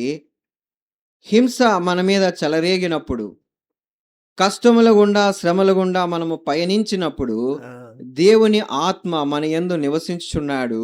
हाँ। భయపెట్టేటువంటి ఆత్మ మన యందు నివసించడు. आज सुबह मैं भाई संजीव का गवाही सुन रहा था कि उनके क्षेत्र में एक बहन किस प्रकार से एक बोल्ड गवाही को वहां पर बना के रखी है। ఈ ఉదయకాలం నా సోదరుడు సంజీవ్ భయ్య వాళ్ళ యొక్క ప్రాంతంలో ఒక సహోదరి ఎట్లు ప్రభు కొరకు ధైర్యమైనటువంటి సాక్షిగా నిలబడుతూ వచ్చిందో నేను వింటూ వచ్చాను. सताव हुआ और वो सताव और बढ़ गया, प्रशासन के पास में भी सताव हुआ, उसके बावजूद भी उसने अपने विश्वास में एक कदम भी नहीं टली हुई, बता रहे थे। ఆ యొక్క సహోదరికి వ్యతిరేకంగా హింస వచ్చినది. హింస మరి ఎక్కువ అవుతూ వచ్చింది. ఆమెకు న్యాయం తీర్చడానికి పెద్దల ముందు నిలవబెడుతూ వచ్చారు. అయినప్పటికీ ఆమె విశ్వాసంలో ఒక్క మెట్టు కూడా ఆమె వెనక్కి తగ్గలేదు. ये विश्वास, इस प्रकार का विश्वास प्रभु आज हमारे जीवन में देखना चाहता है। ఈ దినమున ఇటువంటి విశ్వాసాన్ని ప్రభు మన జీవితంలో मैं కోరుతున్నాడు. जानता हूँ आप लोग कई कई लोग गांव में रह रहे हैं, कई कई लोग शहर में रह रहे हैं। నేను నమ్ముతాను మీలో కొంతమంది గ్రామాల్లో నివసిస్తుండవచ్చు, కొంతమంది పట్టణంలో पर अभी ఉంటుండవచ్చు. शहरों से ज्यादा गांव में परिस्थितियां बिगड़ती जा रही है। ప్రస్తుత దినాల్లో పట్టణం కంటే గ్రామాల్లో హింస ఎక్కువగా చెలరేగుతా ఉంది. यदि आप अपने विश्वास को मजबूत नहीं कर रहे हैं ना, तो कठिन है आप ఒకవేళ प्रभु के साथ आगे चल पाने के लिए। ఒకవేళ మనం మన విశ్వాసాన్ని స్థిరపరచుకొనట్లయితే రానున్న దినాల్లో ప్రభు కొరకు జీవించడం అనేది అది సంకుచితమే. कल ही तो मैं कह रहा था, क्रूस उठाकर चलने का मतलब एक बड़ा सा क्रॉस बना लीजिए, कंधे में ढोके चलना नहीं है। నిన్నటి దినమున నేను మీకు జ్ఞాపకం చేస్తూ వచ్చాను. సిలువనెత్తుకొని వెంబడించడం అంటే ఒక పెద్ద సిలువను మనం సాక్షాత్తుగా తయారు చేసి మనం భుజం మీద పెట్టుకొని ఏదో నడవాలని దాని యొక్క అర్థం కాదు సుమా. क्रूस के अनुभव में चलना। సిలువ అనుభవములో మనము నడవాలి. आजकल लोग क्रूस को बहुत तरह से इस्तेमाल करते हैं। ప్రస్తుత దినాల్లో ప్రజలు సిలువను అనేక విధానాల్లో ఉపయోగిస్తారు. कुछ लोग अपने डोर पर लगा देते हैं क्रूस। కొంతమంది వారి యొక్క తలుపుల మీద, ఇంటి తలుపుల మీద వేస్తారు సిలువ कुछ గుర్తు. लोग कार के डैशबोर्ड में भी क्रॉस लगाते हैं। కొంతమంది వాళ్ళ యొక్క కార్లో డాష్ బోర్డ్ దగ్గర కూడా సిలువ గుర్తు बड़े बड़े పెట్టుకుంటారు. चर्च में देखिएगा, चर्च के ऊपर में क्रॉस लगाया हुआ है। మీరు చూసినట్లయితే ఇది ఒక భవనం పైన కూడా ఒక సిలువ గుర్తు పెట్టబడి ఉంది. कुछ लोग रोजरी लेके चलते हैं जिसमें क्रॉस रहता है। కొంతమంది రోజరీ మాల చేత్తో పట్టుకొని జపమాలను వాడుతారు. कुछ लड़कियां आजकल कान में भी क्रूस पहनने लगी है। కొంతమంది అమ్మాయిలు చెవులకు సిలువ గుర్తులు కుట్టించుకుంటారు. और ये तो कई लोगों के जीवन में दिखा गया, जो चोर डकैती भी अपने गले में क्रॉस लगा के घूम रहे हैं। ఎంతో మంది జీవితాల్లో దొంగలు, గజదొంగల యొక్క మెడలో కూడా సిలువ చైన్ వేసుకుని మనం చూస్తాం. क्रूस को एक बाहरी सुंदरता के रूप में इस्तेमाल करते हैं आज के डेट में। ప్రస్తుత దినాల్లో సిలువను అదొక అలంకరణలాగా జనాలు లేదా ప్రజలు భావిస్తున్నారు. बहिरकम गान अलंकार, बाहरी रूप से। బాహ్యాలంకరముగా అలంకారముగా దాన్ని వారు But that's not చూస్తున్నారు. exactly meaning of the cross. वो क्रूस का सही मायने नहीं है। నిజానికి సిలువ యొక్క అర్థము అది కాదు సుమా. क्रूस आपके भीतरी जीवन को सुंदर बनाता है। అది మన యొక్క అంతరంగికమైనటువంటి జీవితం యొక్క సౌందర్యాన్ని చూపిస్తుంది. क्रूस का काम आपके जीवन में गहराई में जब होने लगता है तो आप बदलने वाले व्यक्ति बन जाते हैं। ఎప్పుడైతే సిలువ మన యొక్క జీవితంలో లోతుగా అది పనిచేస్తూ వస్తుందో, మనము సిలువ యొక్క అనుభవంలో వెళ్తూ వస్తామో, అప్పుడు మన యొక్క జీవితంలో అది గొప్ప మార్పును, రూపాంతరాన్ని తీసుకొని వస్తుంది. तभी ये संभव है कि हम क्रूस उठाकर उसके पीछे चल सकते हैं। అప్పుడే సాధ్యమవుతుంది మనం సిలువనెత్తుకొని ఆయన వెంబడించడం అనేది. नबियों में से भी अगर हम देखेंगे, नबियों के साथ में भी यातना शुरू हुआ पुराने మనము समय में। పాత నిబంధనలో లేదా మునుపటి దినాల్లో చూసినట్లయితే ప్రవక్తల యొక్క జీవితాల్లో కూడా హింస అనేది వారికి సంభవిస్తూ వచ్చింది. दानियल नबी की किताब 6 अध्याय और उसका 16वीं आयत में आई है। చూడండి, దానియేలు గ్రంథము 6వ అధ్యాయము 16వ వచనం చదవండి.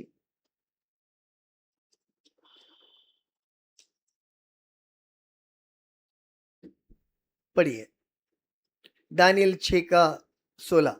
దానియేలు 6:16. तब राजा ने आज्ञा दी तब राजा ने आज्ञा दी और दानियल लाकर तीनों की मांद में डाला। दानियल को लाकर सिंहों के मांद में डाल दिया गया। उस समय राजा ने दानियल से कहा, दानियल से कहा, तेरा तेरा परमेश्वर परमेश्वर जिनकी तू जिनकी तू उपासना करता है, उपासना करता है, हाँ, वही तुझे बचाए। वही तुझे बचाएगा। जो घटने वाला था वो राजा के मुंह से ही परमेश्वर ने बुलवाया। ఏ సందర్భమైతే అది జరగవలసినదో ఆ మాటను రాజు స్వయాన తన నోటనే ఉచ్చరిస్తా ఉన్నాడు. वो मारने के लिए डाल रहा है। చంపడానికి సింహము బోన్లో వేశారు. क्या कुछ दानियल ने गलती किया था? ఏమండి, దానియేలు ఏదైనా తప్పు చేశాడా? कुछ गलती था उसके अंदर? ఏదైనా తప్పు చేశాడా అండి? विश्वास की घटी था? విశ్వాసము ఏమైనా తగ్గిపోయిందా? प्रार्थना का जीवन कम था? ప్రార్థనా జీవితము తగ్గిపోయిందా? अपनी गवाही को खराब किया था? తన యొక్క సాక్ష్యాన్ని ఏమైనా పాడు చేసుకున్నాడా? राजा के खाने पीने से अपने आप को अशुद्ध किया था? రాజు భుజించేటువంటి భోజనముతో పానముతో తన్ను తాను అపవిత్రపరుచుకున్నాడా? Even then God allowed persecution in his life. అయినప్పటికీ దేవుడు హింసను దానియేలు జీవితంలో అనుమతించాడు. क्यों? కారణం, गड्ढे में जाने से पहले परमेश्वर दानियल को बचा सकता था। ఆ యొక్క బోనులో వేయబడక ముందే దేవుడు దానియేలును కాపాడవచ్చు. कर सकता था कि नहीं? దేవుడు पर కాపాడగలడా क्यों లేదా? क्यों लेके गया परमेश्वर दानियल को गड्ढे में? అయితే ఆ యొక్క గుంటలో వేయబడటానికి, బోనులో వేయబడటానికి దేవుడు ఎందుకు అనుమతించాడు లేదా తీసుకొని వెళ్ళాడు? क्योंकि परमेश्वर अपनी महिमा को प्रकट करवाना चाहता था। కారణం ఏమిటంటే దేవుడు తన యొక్క మహిమను దానియేలు జీవితంలో ఆయన చూపించాలనుకున్నాడు. The consequences of your persecution bringeth glory to God. आपके यातना का प्रतिफल परमेश्वर की महिमा को लेकर आना। మన హింసల యొక్క ప్రతిఫలము దేవునికి మహిమ తీసుకొని వస్తుంది. यही तो बात है ना? आ रही समझ में आप सबको? అర్థమవుతుంది కదండి? कोई सो तो नहीं रहे ना? నిద్రపోవటం లేదు కదా? खुशी खुशी मनाओ, खुशी खुशी मनाओ, ताली बजाइए। खुशी मनाओ, खुशी खुशी मनाओ, बोलो बोलो मसीहा की जय जय जय, बोलो बोलो मसीहा की जय जय जय। मेरे लिए आया, मेरे लिए जिया, मेरे लिए आया, मेरे लिए जिया, मेरे लिए यीशु ने दुख उठाया, मेरे लिए यीशु ने दुख उठाया, मेरे लिए मारा गया, मेरे लिए गाड़ा गया, मेरे लिए मारा गया, मेरे लिए गाड़ा, मेरे लिए फिर जी उठा मेरा है मसीह, मैं मसीह का हूँ, हम मसीह के हैं। खुशी खुशी मनाओ, खुशी खुशी मनाओ, बोलो बोलो मसीहा की जय जय जय, बोलो बोलो मसीहा की जय जय, बोलो प्रभु यीशु मसीह की। आपका नींद तोड़ने के लिए मैंने गवाया आपको, कहीं आप कई लोग सो रहे थे इसलिए मैं देखा। मेरे लिए आया, मेरे लिए मारा गया, फिर मेरे लिए क्या हो गया? दुख उठाया, मेरे लिए जी उठा। నా నిమిత్తం వచ్చాడు, నా నిమిత్తము శ్రమను అనుభవించాడు, నా నిమిత్తం ఆయన మరణించాడు, నా నిమిత్తం ఆయన తిరిగి లేచాడు. अब उसकी क्या उम्मीद है हमसे? ఆయన యొక్క ఆశ మన ఎడల ఏమై ఉన్నది? खुशी तो मनाएंगे, మనము సంతోషిస్తాము. पर उसके साथ दुख उठाकर అయితే ఆయనతో శ్రమలను అనుభవించుట కూడా మనకు నియమించబడింది. महिमा ऐसा नहीं आएगा। परमेश्वर की महिमा हमारे जीवन में మన యొక్క జీవితములో దేవునికి మహిమ అది ఉన్న పలంగా రాదు సుమా. या महिमा लोगों को नहीं दिखेगा ऐसा हमारे जीवन से। మన యొక్క జీవితము నుండి ప్రజలకు ఉన్న పలంగా మహిమ అనేది కనపడదు. जब तक परमेश्वर के बड़े काम, दानियल को परमेश्वर ने सिंह के गड्ढे में ले जाकर फिर वहां से परमेश्वर ने उसको बाहर निकाला जीवित। మన యొక్క జీవితంలో ఆ యొక్క కార్యము జరిగేంత వరకు ఎలాగైతే దానియేలు యొక్క జీవితంలో ఆయన సింహము బోనులోకి వేయబడుతూ వచ్చాడో అక్కడి నుండి దేవుడు తీసుకొని వచ్చి తన్ను తాను మహిమపరుచుకున్నాడు. हो सकता हमारे जीवन में दानियल की तरह गड्ढे में हमको जाना ना पड़े, బహుశా మన యొక్క జీవితంలో దానియేలు వలె సింహము బోనులో వేయబడవలసిన అవసరం మన యొక్క జీవితంలో क्योंकि రాకపోవచ్చేమో. परमेश्वर हमारी विश्वास की दशा को जानता है। మన యొక్క విశ్వాసపు స్థితిని దేవుడు బాగుగా ఎరిగి ఉన్నాడు. छोटी छोटी बातों सताओं में हम लोग हार जाते हैं शैतान के सामने।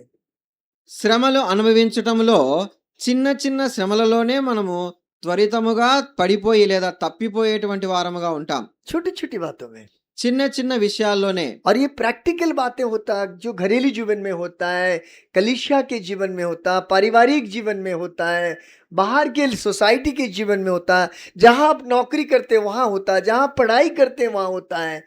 छोटी छोटी बातों को प्रभु के लिए सहना और दुख उठाना सीखना है। మన యొక్క జీవితంలో వ్యక్తిగత జీవితం కావచ్చు, మన ఇరుగు పొరుగు జీవితం కావచ్చు, మన యొక్క కుటుంబ జీవితం కావచ్చు, సంఘ జీవితము కావచ్చు, సామాజిక జీవితంలో కావచ్చు, ప్రభు కొరకు శ్రమలు అనుభవించటంలో చిన్న చిన్న విషయాల్లో మనము తప్పిపోతా ఉంటాం. That is called self-denying. దాన్ని మనము ఏమంటామంటే మనల్ని మనము తృణీకరించుకొనుట. पूरी तरह से यातना के समय अपने आप को त्याग जाना। दानियल यही किया था। दानियल भूल गया, पर उसको एक ही बात याद था कि मैं जिस परमेश्वर की सेवा करता हूँ, मेरी यातना में वो मेरे साथ है। చూడండి, దానియేలు యొక్క జీవితంలో మనం అదే చూస్తాం. ఆయనకు హింస వచ్చినప్పుడు తన్ను తాను ఉపేక్షించుకున్నాడు. यीशु मसीह ने अपने चेलों के जीवन में सताव के समय क्या उम्मीद किया? देखिए मत्ती उसका 5 अध्याय और उसकी 12वीं आयत में आइए। చూడండి, How Jesus desired to see at the time of persecution in the life of disciples.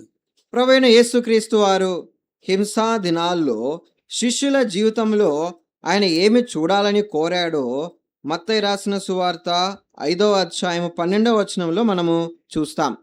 पढ़िए, చదవండి.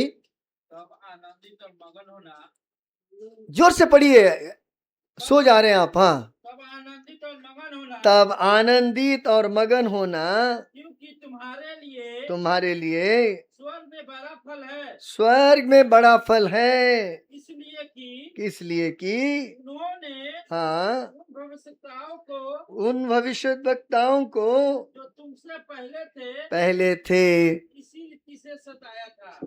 अब इसको पूरी तरह से कंफर्म हो जाइए। మనము దీన్ని నిశ్చయపరచుకోవాలి. सुन रहे मेरी तरफ देखिए थोड़ा। వింటా ఉన్నారు కదా? हाँ, कंफर्म होना पड़ेगा आपको सताव के लिए। మనము శ్రమల నిమిత్తము నిశ్చయపరచుకోవాలి. अगर हम किसी मित्र को लिखते हैं, टेक्स्ट लिखते हैं कि I am coming, you will be there, confirm with me बोल के बोलते हैं कि मैं आ रहा हूँ, क्या आप रहेंगे मेरे साथ? आप कंफर्म कर लीजिए। మనము ఎవరికైనా సందేశం కనుక ఎస్ఎంఎస్ లేదా టెక్స్ట్ మెసేజ్ చేసినట్లయితే వస్తున్నాము అంటే మనం వారితో రూఢీపరచుకుంటాం. నేను వస్తున్నాను అని రూఢీపరచుకుంటాడు ఆయన. अगर प्रभु के लिए दुख उठाने जा रहे हैं और प्रभु से ये आप दावा कर सकते हैं, क्या प्रभु आप वहां पर हैं मेरे साथ में, मेरे दुख में आप शरीक हैं मेरे साथ में। దేవుని కొరకు మనము శ్రమలు అనుభవించాలి అని మనము సిద్ధపడుతున్నప్పుడు మనము దేవునితో అడగవచ్చు, లేదా మనము ప్రతిజ్ఞ చేయవచ్చు, ఆయనతో మనం రూఢీపరచుకోవచ్చు. ప్రభువా, ఆ యొక్క శ్రమల్లో నీవు నాతో ఉంటావు కదా. समझ में आ रही है मेरी बातें? అర్థమవుతుందా? आया समझ में? यदि हमको प्रभु किस परिस्थिति में लेके जा रहा है, ప్రభువు మనల్ని ఏ పరిస్థితి గుండా తీసుకొని వెళ్తున్నాడో तो जब जाएंगे तो हम हमारे अंदर में ये सवाल प्रभु से होना है, ఆ యొక్క పరిస్థితిలో మనం ప్రభువుతో వెళ్ళేటప్పుడు మన యొక్క హృదయంలో ఇటువంటి ప్రశ్న ఉండాలి. प्रभु मैं आने के लिए तैयार हूँ उस जगह में, ప్రభువా ఆ స్థలానికి అవడానికి నేను मैं సిద్ధం, मार खाने के लिए तैयार हूँ, నేను హింసించబడడానికి సిద్ధం, मैं गाली सुनने के लिए तैयार हूँ, నేను చెడ్డ మాటలు వినడానికి సిద్ధం, लोग बुरी तरह से मेरे साथ व्यवहार करेंगे मैं तैयार हूँ। నా విషయమే వారు తప్పుగా ప్రవర్తించడానికి నేను స్వీకరించుటకు సిద్ధం. पर आप कंफर्म करिए आप वहां पर है तो मेरे साथ, మీరు నాతో ఉన్నారు అని మీరు రూఢిపరచండి, నిశ్చయపరచండి. क्योंकि ये प्रभु ने कहा कि मैं तेरे संग हूँ, जगत के अंत तक तेरे साथ हूँ, ये उनकी वायदा है। ఎందుకంటే ప్రభు యేసుక్రీస్తు వారు చెప్పారు, నేను మీతో ఉంటాను, మీతో భూదిగంతముల వరకు ఉందును అన్నాడు ఆయన. जल्दी से निकालिए प्रेरितों के काम 7 अध्याय 54 to 60। అపోస్తుల కార్యములు 7వ అధ్యాయము 54 నుండి 60 వరకు. 54 से लेकर 60 तक, यसिया सॉरी प्रेरितों का काम 7 अध्याय 54 से అపోస్తుల 60। కార్యములు 7వ అధ్యాయము 54 నుండి 60 వరకు చదవండి. पढ़िए। यह बातें सुनकर हाँ वो जम गया हाँ और उस पर दांत पीसने लगे, हाँ परंतु उसने पवित्र आत्मा से परिपूर्ण होकर स्वर्ग की ओर देखा, हाँ परमेश्वर की महिमा को हाँ और यीशु को परमेश्वर की दाहिने ओर हम्म, खड़ा हुए देखकर हम्म, कहा, देख मैं स्वर्ग को खुला हुआ हम्म, और मनुष्य के पुत्र को परमेश्वर के दाहिने ओर खड़ा हुआ देखता हूँ। है। पढ़ते जाओ 60 तक। तब उन्होंने बड़े शब्द से चिल्लाकर कान बंद कर लिए और एक साथ उन पर झपटे और उसने नगर के बाहर निकलकर उस हम्म, पर पथराव करने लगे। हाँ गवाहों ने अपने कपड़े साउल नामक एक जवान के पांव के पास उतार कर रख दिए, हे स्तिफनुस पर पथराव कर रहे हैं, हाँ और वह यह कहकर प्रार्थना कर रहा, हे हाँ प्रभु यीशु मेरी आत्मा को ग्रहण कर। फिर घुटने टेक कर ऊंचे शब्द से पुकार कर, हे प्रभु यह पाप उन पर मत लगाना, और यह कहकर वह सो गया। ये अद्भुत एक यातना स्तिफनस जो प्रभु पर विश्वास करने वाला एक जन था। ఇక్కడ అద్భుతమైనటువంటి హింసా చరిత్రను దేవుని దాసుడైనటువంటి భక్తుడైనటువంటి స్టెఫను జీవితంలో మనం ఇక్కడ చూస్తాం. और कहाँ तक सता हुआ? ఎప్పటి వరకు ఆయన హింసించబడ్డాడు? मृत्यु तक। తన మరణం వరకు హింసించబడుతూ వచ్చాడు. एक बातें जो लिखा है याकूब उसका 1:9 में कि प्राण देने तक विश्वास अगर हो तो मैं तुम्हें क्या दूंगा?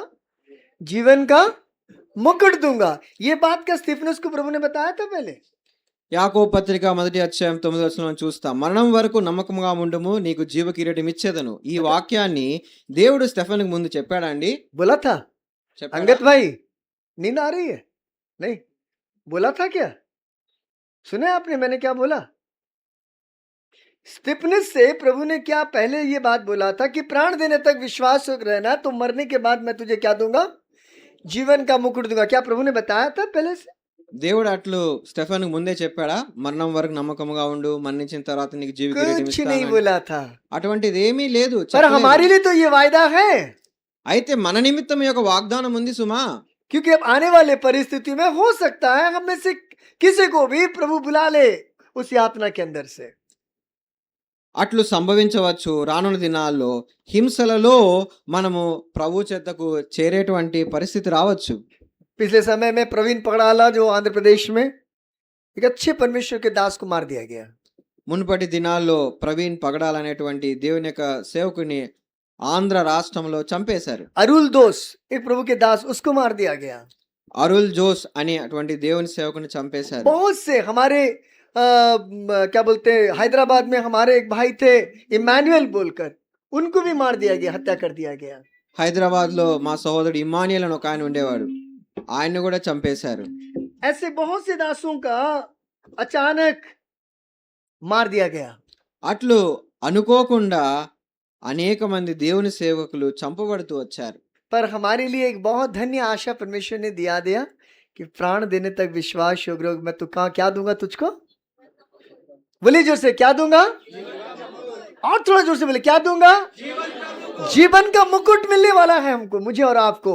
ये हमारे लिए जो यातना से होकर क्रूस उठाकर प्रभु के लिए चलते हैं और चलना चाहते हैं, उनके लिए ये निश्चित कर दिया गया है। అయితే మన కొరకు ధన్యతతో కూడినటువంటి నిరీక్షణ ఉంది. ఏమిటండి అది?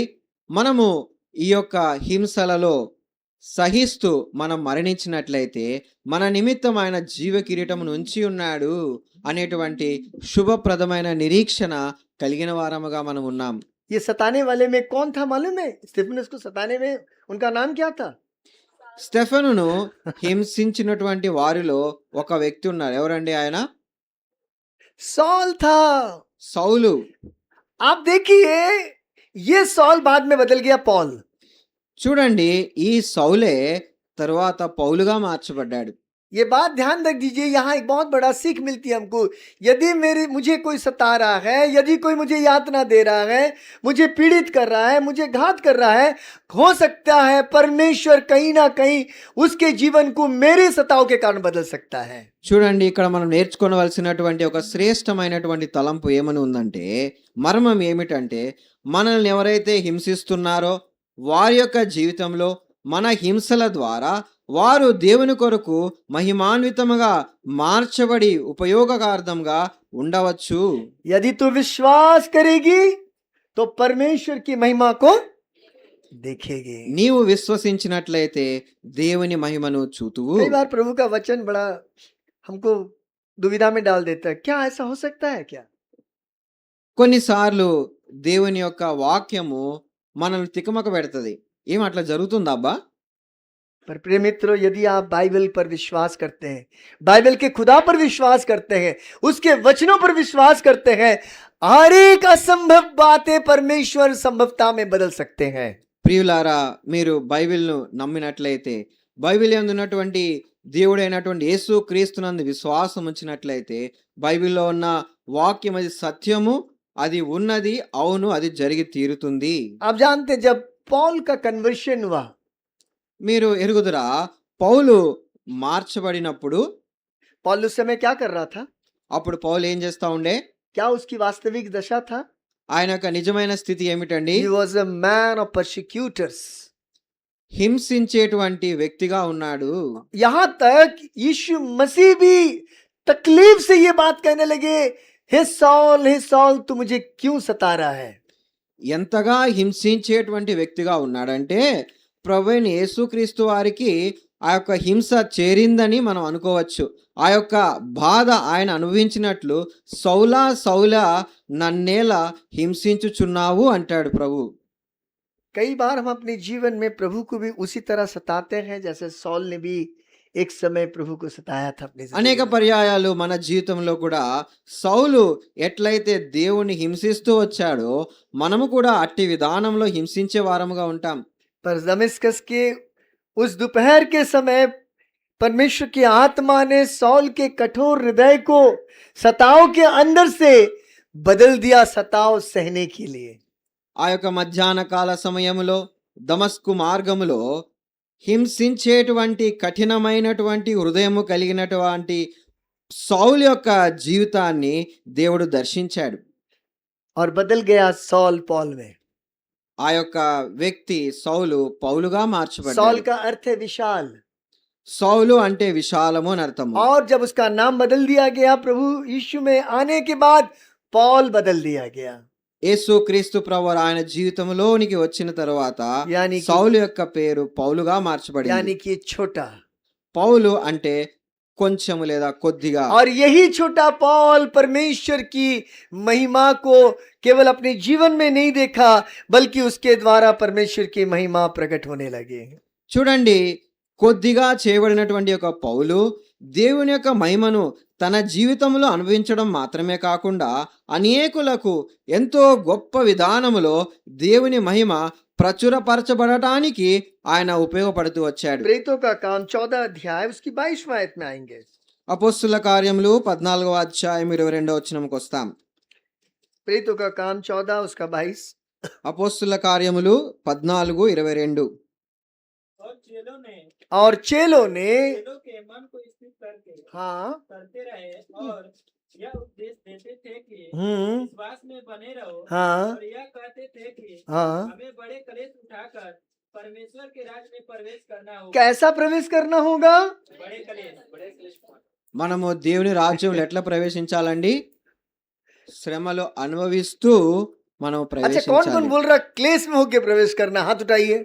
మీ చేతులు ఎత్తి చూపించండి, ఎవరెవరు చెప్తా ఉన్నారు శ్రమలతో అనుభవిస్తూ దేవుని రాజ్యంలో ప్రవేశించాలి कौन అని. लोग क्लेश में होकर प्रवेश करना चाहते हैं? ఎవరు डर रहे శ్రమలతో डर रहे, देखिए नहीं उठाने माफ। దేవుని రాజ్యంలో ప్రవేశించాలనుకుంటున్నారు? हाँ, आधा आधा ऐसा సగం సగం 50-50 ఎత్తా ఉన్నారు क्लेश కదా? भी उठाएंगे, नहीं भी उठाएंगे, नहीं भी उठाएंगे, हाँ उठाएंगे, ऐसा ना क्या? భయంగా ఉంది. अरे उठाना है तो पूरा उठाइए। यीशु मसीह 6 घंटे तक लटका रहा आपके लिए कलवरी क्रूस पर। యేసు క్రీస్తు ప్రభువారు 6 గంటలు శిలువలో మ్రాను మీద వేలాడుతూ వచ్చాడు. और क्लेश उठाने के लिए कितने लोग तैयार हैं? శ్రమలు అనుభవించడానికి ఎంతమంది సిద్ధం? देख रहा है, मैं तो सिर्फ आपको यहाँ देख रहा हूँ, पर परमेश्वर की आत्मा आपको देख रहा है। నేను మిమ్మల్ని కేవలం బాహ్యముగా ఇక్కడ अच्छा, చూస్తా अब सवाल ఉన్నాను. करता हूँ, అయితే कितने लोग स्वर्ग जाना चाहते हैं? ఎంతమంది పరలోకానికి हाँ, जल्दी से उठाइए। వెళ్ళాలనుకుంటున్నారు? उठाइए उठाइए, दिखते जाते। नहीं नहीं, कुछ लोग जाना नहीं चाहते स्वर्ग। పరలోకం उठाइए। వెళ్ళాలని ఎంతమంది అనుకుంటున్నారు? वेरी गुड, सत्यराज भाई भी उठाए हैं। हाँ? मंजीत भाई नहीं उठाए।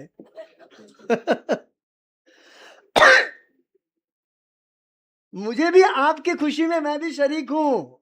నేను కూడా మీ సంతోషంలో పాలు పొందాలి. I am also having same desire that one day I will go to my God's house, the kingdom of God. మీరు ఎట్టి సంతోషము నిరీక్షణ కలిగి ఉన్నారో నేను కూడా అట్టి నిరీక్షణతో ఒక దినాన నా తండ్రి ఇంట నేను In ప్రవేశిస్తాను. order to enter his kingdom, you need to pass through the sufferings and sufferings.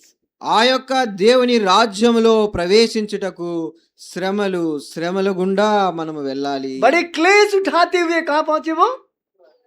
स्वर्ग में पहुंचे। శ్రమలు అనుభవించుచు ఆయన ఎక్కడ ప్రవేశించాడు? పరలోకంలోనికి దేవుని రాజ్యములో छोटा ప్రవేశించాడు. सा क्लेश होने से बाय बाय टाटा करके पीछे चले जाते हैं। చిన్నపాటి శ్రమలు వస్తేనే మనము టాటా అని చెప్పేసి వెనదిరుగుతాం. नहीं होगा भाई, अब नहीं होगा। నాతో నా చేత కాదండి, నా कोई చేత गाली కాదు. सुना दिया, अब नहीं होगा, प्रभु के साथ चल नहीं पाएंगे। ఎవరన్నా తిట్టినట్లయితే దేవునితో నేను నడవలేనండి, నా कोई వల్ల और కాదు. तकलीफ हो गया, अब नहीं चलेंगे प्रभु के साथ में।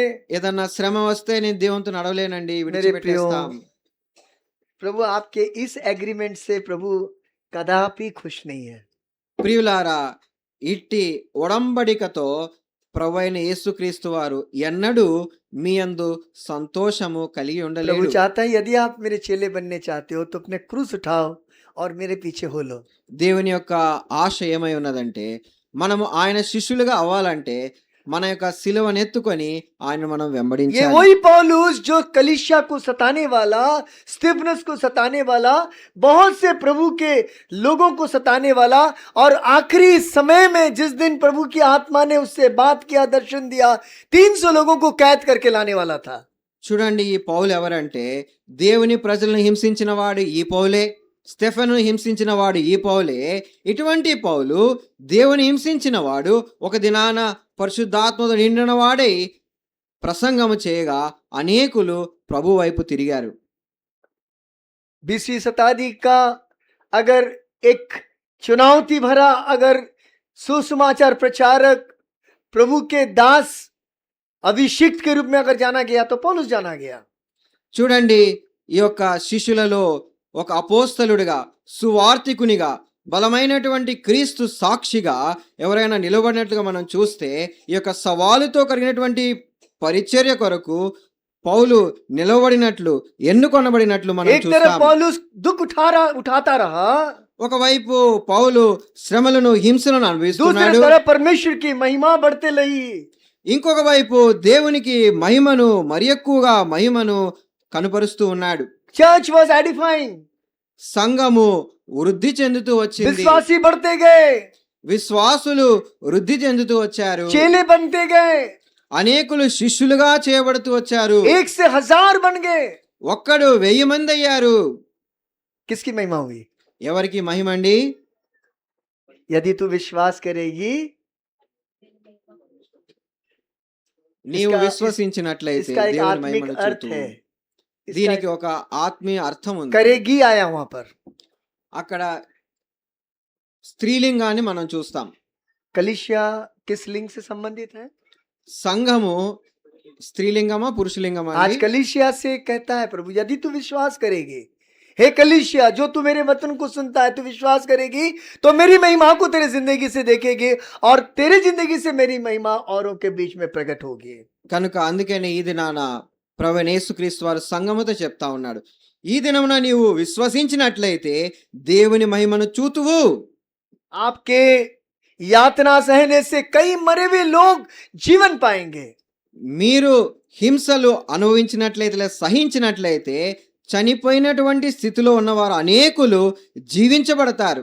मरियम मार्था के लिए वो समय, वो 4 दिन का समय बड़ा दुखदाई समय था और जिसको पेनिट्रेट करना बहुत ही कठिन बात था। 4 దినముల కాల వ్యవధి మరియా మార్తలకు ఎంతో దుఃఖ సహితమైనటువంటి దినాలు. ఆ యొక్క దినాలని వెళ్ళబుచ్చటము వారికి ఎంతో కఠినమైన స్థితే. सहने से बाहर था। వారికి సహింపడానికి శక్తి లేనటువంటి స్థితి. और यीशु मसीह ने क्या कहा? అయితే ప్రభువైన యేసుక్రీస్తు వారు ఏమన్నారు? तू विश्वास करेगी तेरा भाई जीवित हो जाएगा। నీవు విశ్వసించినట్లయితే మీ సహోదరుడు జీవిస్తాడు. वो कठिनाइयों का समय था उनके लिए, వారికి అదెంతో కఠినమైన పరిస్థితి, यातनाओं का समय था, హింసతో కూడిన సమయమే, रोने की और दर्द की समय था। బాధ కన్నీటితో కూడినటువంటి पर సమయమే. उस घड़ी भी उन्होंने विश्वास किया जिस समय यीशु मसीह ने कहा, उन्होंने कहा आओ मेरा भाई कब्र में सोया हुआ है। అయితే వారు ఆ సమయంలో ప్రభువైన యేసుక్రీస్తు వారి మాట యందు విశ్వాసం ఉంచారు. ఆయనను శ్మశాన వాటికకు ఎక్కడైతే ఆయన్ని భూస్థాపన చేశారో అక్కడికి తీసుకొని వెళ్ళారు. क्या लाजर जीवित हुआ? ఏమండి, లాజరు బతికాడా? जीवित हुआ? బతికాడా? हाँ या ना बोलिए। क्यों हुआ? ఎందుకు జీవించాడు, బతికాడు? दुख में भी प्रभु पर विश्वास रखना। దుఃఖములో దేవుని యందు విశ్వాసం यातना ఉంచడం में బట్టే. मैं नहीं जानता आने वाले दिनों में आपके साथ, मेरे साथ, हम सबके साथ किस प्रकार की दुख की घड़ी आने वाला है। చూడండి, భవిష్యత్తులో నా జీవితంలో మీ జీవితంలో ప్రభు కొరకు హింసలు అనుభవించవలసినటువంటి పరిస్థితులు కాలాలు రావచ్చు. कोई नहीं जानता है। మనకెవరికి తెలియదు. Unwanted, undesired situation God will allow in our life, and through that He wants to see our faith. మన యొక్క జీవితంలో మనం కాంక్షింపనిటువంటివి, మనకు అసౌకర్యమైనటువంటి పరిస్థితులు ప్రభు అనుమతిస్తాడు, తద్వారా ఆయన మహిమపరచబడాలని. हम प्रभु के दास लोग जितने यहाँ सेवा कर रहे हैं, ఇక్కడ దేవుని దాసులు ఎవరెవరైతే పరిచర్యలో పాల్గొంటున్నారో हमारा एक चरित्र है మా యొక్క చరిత్ర ఏమిటంటే, और हमारा एक गवाही है पीछे, మా యొక్క గుణము లేదా మా యొక్క సాక్ష్యం ఏమిటంటే, और किस प्रकार के परिस्थिति से होते हुए आज हम लोग यहाँ तक आए, ये हमें ही मालूम है, हमारा परमेश्वर को मालूम है। మేము మా యొక్క జీవితంలో ఎటువంటి పరిస్థితుల గుండా వెళుతూ ఈ దినమున ఈ స్థలం మేము ఉన్నామో మేమెరుగుదుము, మా ప్రభు ఎరుగును. पर इसके बावजूद भी प्रभु हमको उसकी सेवकाई में रखा है। అయినప్పటికీ ఆయన సేవలో ప్రభు మమ్మల్ని ఇంకనూ ఉంచాడు. क्योंकि दुख उठा उठा कर हमको कहाँ पहुंचना है? ఎందుకంటే మనము దుఃఖమును సహించుచు దేవుని రాజ్యములో परमेश्वर के ప్రవేశించాలి. राज्य बोलिए, स्वर्ग नहीं, परमेश्वर के राज्य बोलिए। We will enter to the kingdom of God. దేవుని రాజ్యము అని మనం చెబుతాం. దేవుని రాజ్యములో మనం ప్రవేశించాలి. यही पौलुस कह रहा है कि दुख उठा उठाकर जो दुख देने वाला था, वो अब प्रभु के लिए दुख उठाना सीख गया। ఈ పౌలే అంటాడు, ఒక సమయంలో ప్రభు నిమిత్తము హింసించినటువంటి వాడు ప్రభు కొరకు దుఃఖమును సహించుచు దేవుని రాజ్యములో ప్రవేశించాలి. पौलुस को 32 बार यातना का सामना करना पड़ा, 32 टाइम्स। పౌలుకు 32 పర్యాయాలు హింసలు ఎదుర్కొన్నాడు. यीशु मसीह को एक बार कोड़े लगाए गए, पौलुस को 3 बार कोड़े लगाए गए। యేసు ప్రభు వారికి ఒక మారు కొరడాలతో కొట్టినట్లయితే పౌలు గారికి 3 పర్యాయాలు ముమ్మారు కొరడాలతో కొట్టబడ్డాడు. कई बार जेल जाना पड़ा, అనేక సార్లు బందీ గృహంలో कई बार పెట్టబడ్డాడు. नंगा कर दिया गया, అనేక పర్యాయాలు ఆయన్ని నగ్నముగా చేశారు. कई बार भूखा रखा गया। అనేక పర్యాయాలు ఆకలితో ఉన్నాడు. But even in all this situation, he never turned back. అయితే ఈ పరిస్థితులన్నిటిలో ఎన్నడూ వెనుదిరిగి చూడలేదు పౌలు. but he trumped, who can separate me from the love of God? అయితే ఆయన ఇట్లు సాక్ష్యం ఇచ్చాడు, దేవుని ప్రేమ నుండి నన్ను ఎవడు వేరు इन చేయగలడు? परिस्थितियों में पौलुस कभी वापस नहीं गया, ఈ పరిస్థితులన్నిటిలో ఎన్నడూ వెనుదిరగలేదు పౌలు. एक ही बात कहता रहा, ఒకే మాట చెప్తూ कौन వచ్చాడు, मुझे मसीह के प्रेम से अलग कर सकता है? ఎవడు దేవుని ప్రేమ నుండి నన్ను వేరు చేయగలడు? 2014 में मैं पटना में यूथ कैंप सेवकाई के लिए विश्वासी यहीं पर भाई सत्यराज के यहाँ पर आया था।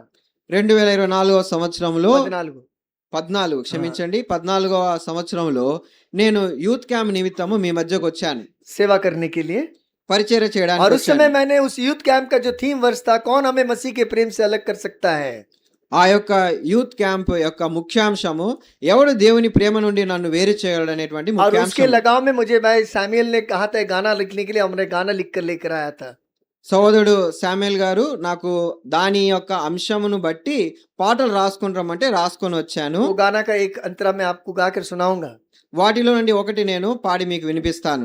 चाहे क्लेश भी आए इस जीवन में, चाहे मृत्यु मिले इस जीवन में, चाहे क्लेश भी आए इस जीवन में, चाहे मृत्यु मिले इस जीवन में, क्योंकि तेरा प्यार ने मुझे अपने साथ लाया है।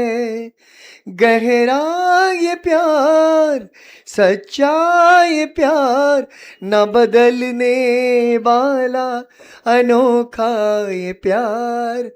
गहरा ये प्यार, सच्चा ये प्यार, न बदलने वाला अनोखा ये प्यार।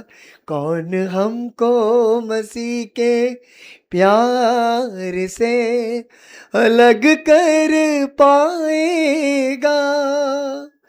कौन हमको मसीह की राहों से भटका न पाएगा? भटका न पाएगा, भटका न पाएगा।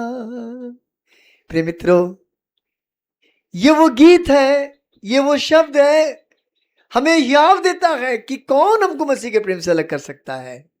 ఈ యొక్క పాట మనకు దేవుని ప్రేమ నుండి ఎవడు మనల్ని వేరు చేయగలడు అనేటువంటి యొక్క సారాంశాన్ని జ్ఞాపకం చేస్తా ఉంది. क्या मेरा हृदय आपका हृदय ये गाएगा आज?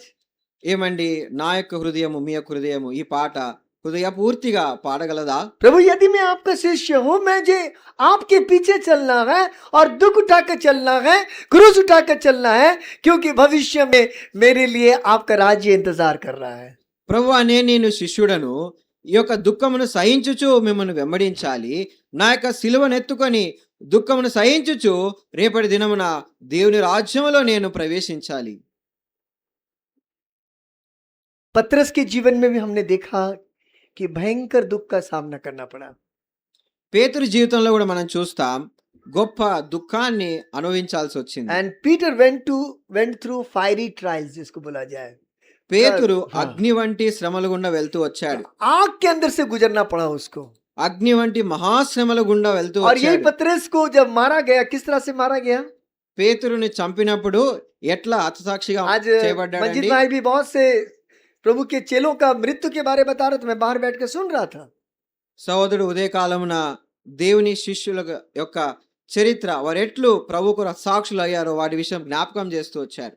And this disciple went through fiery trial and he died also on the cross. పేతురు అనేటువంటి ఈ శిష్యుడు కూడా అగ్ని వంటి మహాశ్రమల గుండా వెళ్ళాడు. ఈయన కూడా సిలువ వేయబడ్డాడు. पर उस क्रूस कैसा था? అయితే ఆ సిలువ ఎట్లా వేయబడింది తెలుసా? सीधा क्रूस नहीं था, डाउन टू द अर्थ। తలక్రిందులుగా సిలువ వేయబడ్డాడు. क्यों जानते हैं? కారణం తెలుసా? बिकॉज वो अपने मृत्यु के समय में he want to behold the face of his savior, he want to behold the face of his creator. దానికి కారణం ఏమిటంటే తన యొక్క రక్షకునిని ఆయన చూడాలనుకున్నాడు. सृष्टिकर्ता ने करो। సృష్టికర్తను ఆయన చూడాలనుకున్నాడు. और उसने जैसा कहा उसको उसी तरह से क्रूस पर लटका दिया गया। ఆయన కోరిన మేరకు తలకిందులుగా పేతురు సిలువ వేశారు. प्रिय मित्रों, ప్రియులారా, मसीह के साथ चलना कहना संभव है, पर प्रैक्टिकली चलना उतना ही आनंददायक है। యేసు క్రీస్తు ప్రభువును వెంబడించటం అనేది చెప్పడము అది సులభమే. క్రియాపూర్వకముగా వెంబడించి చూడడం అనేది అది ఎంతో ఆనందదాయకము. 2000 में ऑस्ट्रेलियन मिशनरी ग्राहम स्टेन और उनके दोनों छोटे छोटे बच्चों को जला दिया गया। 2000 సంవత్సరంలో ఆస్ట్రేలియా దేశం నుండి వచ్చినటువంటి మిషనరీ అయినటువంటి గ్రాహం స్టెయిన్స్ గారిని ఆయన యొక్క చిన్న ఇద్దరు కుమారులను వారు సజీవ దహనం చేశారు. करीब 6 साल में उनके साथ सेवा किया, सुषमाचार का सेवा। 6 సంవత్సరాలు ఆ యొక్క దేవుని దాసునితో కలిసి నేను సువార్త I ప్రకటిస్తూ had a వచ్చాను. privilege। అట్టి ధన్యత ప్రభు నాకు ఇచ్చాడు. बारीपदा जिस शहर में वो रहते थे, బారిపద అనేటువంటి ఆ ప్రాంతంలో ఆయన और ఎక్కడైతే ये ఉండేవాడో मयूरभंज उड़ीसा का एक डिस्ट्रिक्ट है, मयूरभंज डिस्ट्रिक्ट है। ఒరిస్సా రాష్ట్రంలో మయూర్భంజ్ అనేటువంటి జిల్లాలో इनका काम क्या था? ఆయన యొక్క పని ఏమిటంటే वो आने से पहले वहां एक डॉक्टर आए थे जिनका नाम था डॉक्टर लेही। ఆయన ఆ స్థలానికి రావడానికి ముందే లేయి అనేటువంటి ఒక డాక్టర్ ही వచ్చాడు. वॉज ए चाइनीज डॉक्टर, वो चाइनीज डॉक्टर थे। చైనా దేశం నుండి వచ్చినటువంటి డాక్టర్ ఆయన और వైద్యుడు. स्पेशली वो लेपर्सी लोगों को ट्रीटमेंट करने के लिए उस डिस्ट्रिक्ट में वो आए थे। ఆయన కుష్ఠ వ్యాధికి సంబంధించినటువంటి వైద్య విద్యలో ప్రవీణుడు. भाषा नहीं जानते थे, ఆయనకు భాష రాదు, वहां के कल्चर नहीं जानते थे, అక్కడ సంప్రదాయాలను ఆయన ఎరగడు. और वो वहां पर से अपना चाइना देश छोड़कर यहाँ पर चले आए थे। అయితే చైనా దేశాన్ని తన దేశాన్ని విడిచి ఇక్కడికి వచ్చాడు. और लंबा समय तक उन्होंने उस इलाका में एक बहुत बड़ा कार्य किया। कई हजारों लेपर्स पेशेंट को उन्होंने चंगाई किया। ఆ యొక్క ప్రాంతంలో వేల కొలది కుష్ఠరోగంతో వ్యాధితో పీడితులైన వారిని ఆయన వారికి వైద్యము చేస్తూ ఎంతో కాలం ఆయన సేవ చేశాడు అక్కడ. और कुष्ठ रोगियों का इलाज करता करते आखिरी दशा में उनको कोढ़ हो गया, उनको खुद को कुष्ठ हो गया। ఈ కుష్ఠరోగులకు ఆయన ట్రీట్మెంట్ చేస్తూ వైద్యం చేస్తూ ఒకానొక సమయంలో ఆయనకు కూడా కుష్ఠ వ్యాధి సోకింది. जिस समय मेरे पापा लोग थे और जॉर्डन खान अंकल ये लोग जाते थे उस समय, जिस समय डॉक्टर लेही थे और वहां उनके साथ मिलकर उन्होंने भी सेवा किया। డాక్టర్ లేహి ఉన్నటువంటి దినాల్లో మా తండ్రి గారు జోర్డాన్ ఖాన్ అంకుల్ వారు వెళ్ళి ఆయనతో కలిసి సేవలో పాలు పొందేవారు. और उन्होंने एक हॉस्पिटल बनाया, ఆయన ఒక హాస్పిటల్ ను కూడా కట్టాడు. वो लेपर्स हॉस्पिटल है। అది కుష్ఠ వ్యాధికి సంబంధించినటువంటి ఆసుపత్రి. कभी आप जाइएगा, किस प्रकार का हॉस्पिटल है, अगर एक बार आप चले गए जिंदगी में कभी आप लौट के नहीं जाएंगे। ఒకసారి మీరు వెళ్ళే ఆసుపత్రి చూడండి, మీరు ఒక్కసారి వెళ్ళినట్లయితే మీ యొక్క జీవితాంతం ఎప్పుడు తిరిగి మళ్ళా రారు. दूसरों का सेवा करते करते कई प्रकार का परिस्थितियों का सामना करना पड़ा। अलग ट्राइब के लोगों ने उनको कई बार मारा, उनको सताया और आखिरी में उनको कुष्ठ भी हो गया, पर वो आखिरी दम तक सेवा करते करते प्रभु के पास चले गए। చూడండి, ఎంతో శ్రమలు అనుభవించారు. వేరే తెగవారు వచ్చి వారిని చంపడానికి ప్రయత్నం చేశారు. ఎన్నో పరిస్థితులు వచ్చాయి. ఎటువంటి కఠినమైనటువంటి పరిస్థితులు వచ్చినప్పటికీ వారు వెనుతిరగలేదు. చివరికి కుష్టు వ్యాధి సోకి అట్లు వారు ప్రాణం విడిచారు. After his departure, Graham Stein and Gladys Stein arrived. ఆయన వెళ్ళిపోయిన తర్వాత గ్రహాం స్టెయిన్స్ గారు సోదరి గ్లాడిస్ స్టెయిన్స్ వారు వచ్చారు. और जवानी की उम्र में जब उनको अपना मेडिकल कंप्लीट किए, ऑस्ट्रेलिया में बड़ा ऑफर था उनके पास, उसको छोड़कर वो चले आए इंडिया। ఎప్పుడైతే ఆయన వైద్య విద్యను ముగించుకున్నాడో ఆస్ట్రేలియా దేశంలో ఎంతో మంచి ఉద్యోగము కొరకు ఆయనకు పిలుపు వచ్చింది. దాన్ని విడిచిపెట్టి తమ యవ్వన కాలంలో యవన దంపతులు ఆ యొక్క ప్రదేశానికి They were వచ్చారు. burdensome in their heart to serve these people ఈ and to ప్రజలను bring them to the Lord. ఈ ప్రజలకు సహాయం చేయాలని సేవించాలని ప్రభు చెంతకు వారిని తీసుకుని రావాలని వారి హృదయంలో ఉన్నటువంటి భారము వారిని నడిపించింది. और एक मिशन हाउस में वो रहते थे వారు అక్కడ ఒక మిషన్ ఇంటిలో ఉండేవారు. और वहां से वो हर दिन पति पत्नी मिलकर अस्पताल जाते थे उनकी सेवा करने के लिए। ఆ యొక్క ఇంటి నుండి భార్యాభర్తలిద్దరూ ప్రతి దినము సేవ చేయడానికి ఆ యొక్క ఆసుపత్రికి వెళ్ళేవారు. अबाउट 14 किलोमीटर बारीपदा टाउन से वो हॉस्पिटल जहाँ पर है। ఆ యొక్క ఆసుపత్రి ఉన్న స్థలము నుండి బారిపదాలో వారుండేటువంటి ఇల్లు సుమారు 14 కిలోమీటర్లు ఉంటుంది. और ऐसा परमेश्वर ने मौका दिया, एक बार हम लोग सुसमाचार प्रचार के लिए गए थे। उड़ीसा में एक फेस्टिवल होता है जिसको बोलते हैं रथ यात्रा, और उसी फेस्टिवल के दौरान वो हमको बुलाते हैं और 1 वीक हम लोग रहते हैं और पूरे सप्ताह भर वहाँ पर सुसमाचार का प्रचार उस मेले में हम लोग करते हैं। ఒరిస్సా రాష్ట్రంలో ఒక పండుగ ఉంది, రథయాత్ర అంటారు. వారు ఎంతో గొప్పగా దాన్ని భావించి చేస్తారు. ఆ యొక్క దినాల్లో మాకు సువార్తను ప్రకటించడానికి ఆహ్వానం అందగా మేము వారం రోజులు సువార్త ప్రకటించడానికి వెళ్ళి అప్పుడు వారితో మేము బస చేస్తాం. और एक दिन सुबह भाई ने बोला चलो हम जाएंगे, आपको अस्पताल विजिट करवाएंगे। ఒక దినాన సోదరుడు అన్నాడు, ఉదయాన్న మేము మిమ్మల్ని ఆసుపత్రికి తీసుకొని వెళ్తాము, చూపిస్తామన్నాడు. और हम गए थे उनके साथ। మేము వెళ్ళాం వారితో. और जब पहुंचे अस्पताल में, మేము అక్కడ जब చేరుకున్నప్పుడు गेट के अंदर हम लोग घुस रहे थे మేము ఎప్పుడైతే గేట్ లోపల ప్రవేశించామో और हमको स्मेल आ रहा था, మాకు ఆ యొక్క దుర్వాసన వస్తా ఉంది. अजीब किस्म का स्मेल। ఏదో ఒక వింతైనటువంటి దుర్వాసన. 2 सेक्शन था, 2 భాగాలు ఉన్నాయి. एक है वुमेन सेक्शन, एक है मेंस सेक्शन। ఒకటి స్త్రీలు ఒకటి పురుషులు और ఉండేవారు. सिस्टर ग्लैडी चली गई वुमेन सेक्शन में సోదరి గ్లాడిస్ స్త్రీల విభాగానికి और వెళ్ళిపోయింది. ब्रदर चले गए मेंस सेक्शन में, हम लोग को लेके गए साथ। సోదరుడు మమ్మల్ని తీసుకొని పురుషుల విభాగానికి వెళ్ళాడు. और करीब करीब 60-60 पेशेंट वहां पर थे సుమారు 60 మంది అక్కడ రోగులు ఉన్నారు मेंस सेक्शन में। ఆ యొక్క పురుష విభాగంలో. और सुबह 7 बजे से उनका ड्रेसिंग उन्होंने शुरू किया।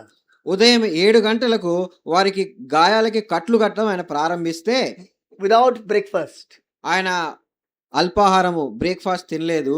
11 बजे तक ड्रेसिंग उन्होंने किया। 11 వరకు కట్లు కట్టడమే और సరిపోయింది. जब एक एक कमरे में हम लोग को लेके जाते थे, ఒక్కొక్క గదికి మమ్మల్ని తీసుకొని आपने వెళ్ళినప్పుడు लेपर्सी देखा होगा कि हाथ ऐसा मुड़ गया, लेपर्स देखे होंगे। కుష్టు వ్యాధి కలిగినటువంటి వాళ్ళని మీరు కుష్టు రోగులను చూసి ఉంటారు. पर వారి हम, యొక్క వేళ్ళని ముడుచుకొని పోయి తినివేసినట్లు ఉంటాయి. पर हमने ऐसे कुष्ठ को जो देखा कभी आप देखे नहीं होंगे। మేము అక్కడ ఎటువంటి కుష్టు రోగులు చూసామో అటువంటి కుష్టు రోగులను మీరు జీవితంలో ఎప్పుడు చూస్తుండవారు. उन्होंने एक पेशेंट का पैर को उठाया ఒక రోగి యొక్క కాలు ఆయన పైకెత్తాడు, और दिखाया, మాకు చూపించాడు.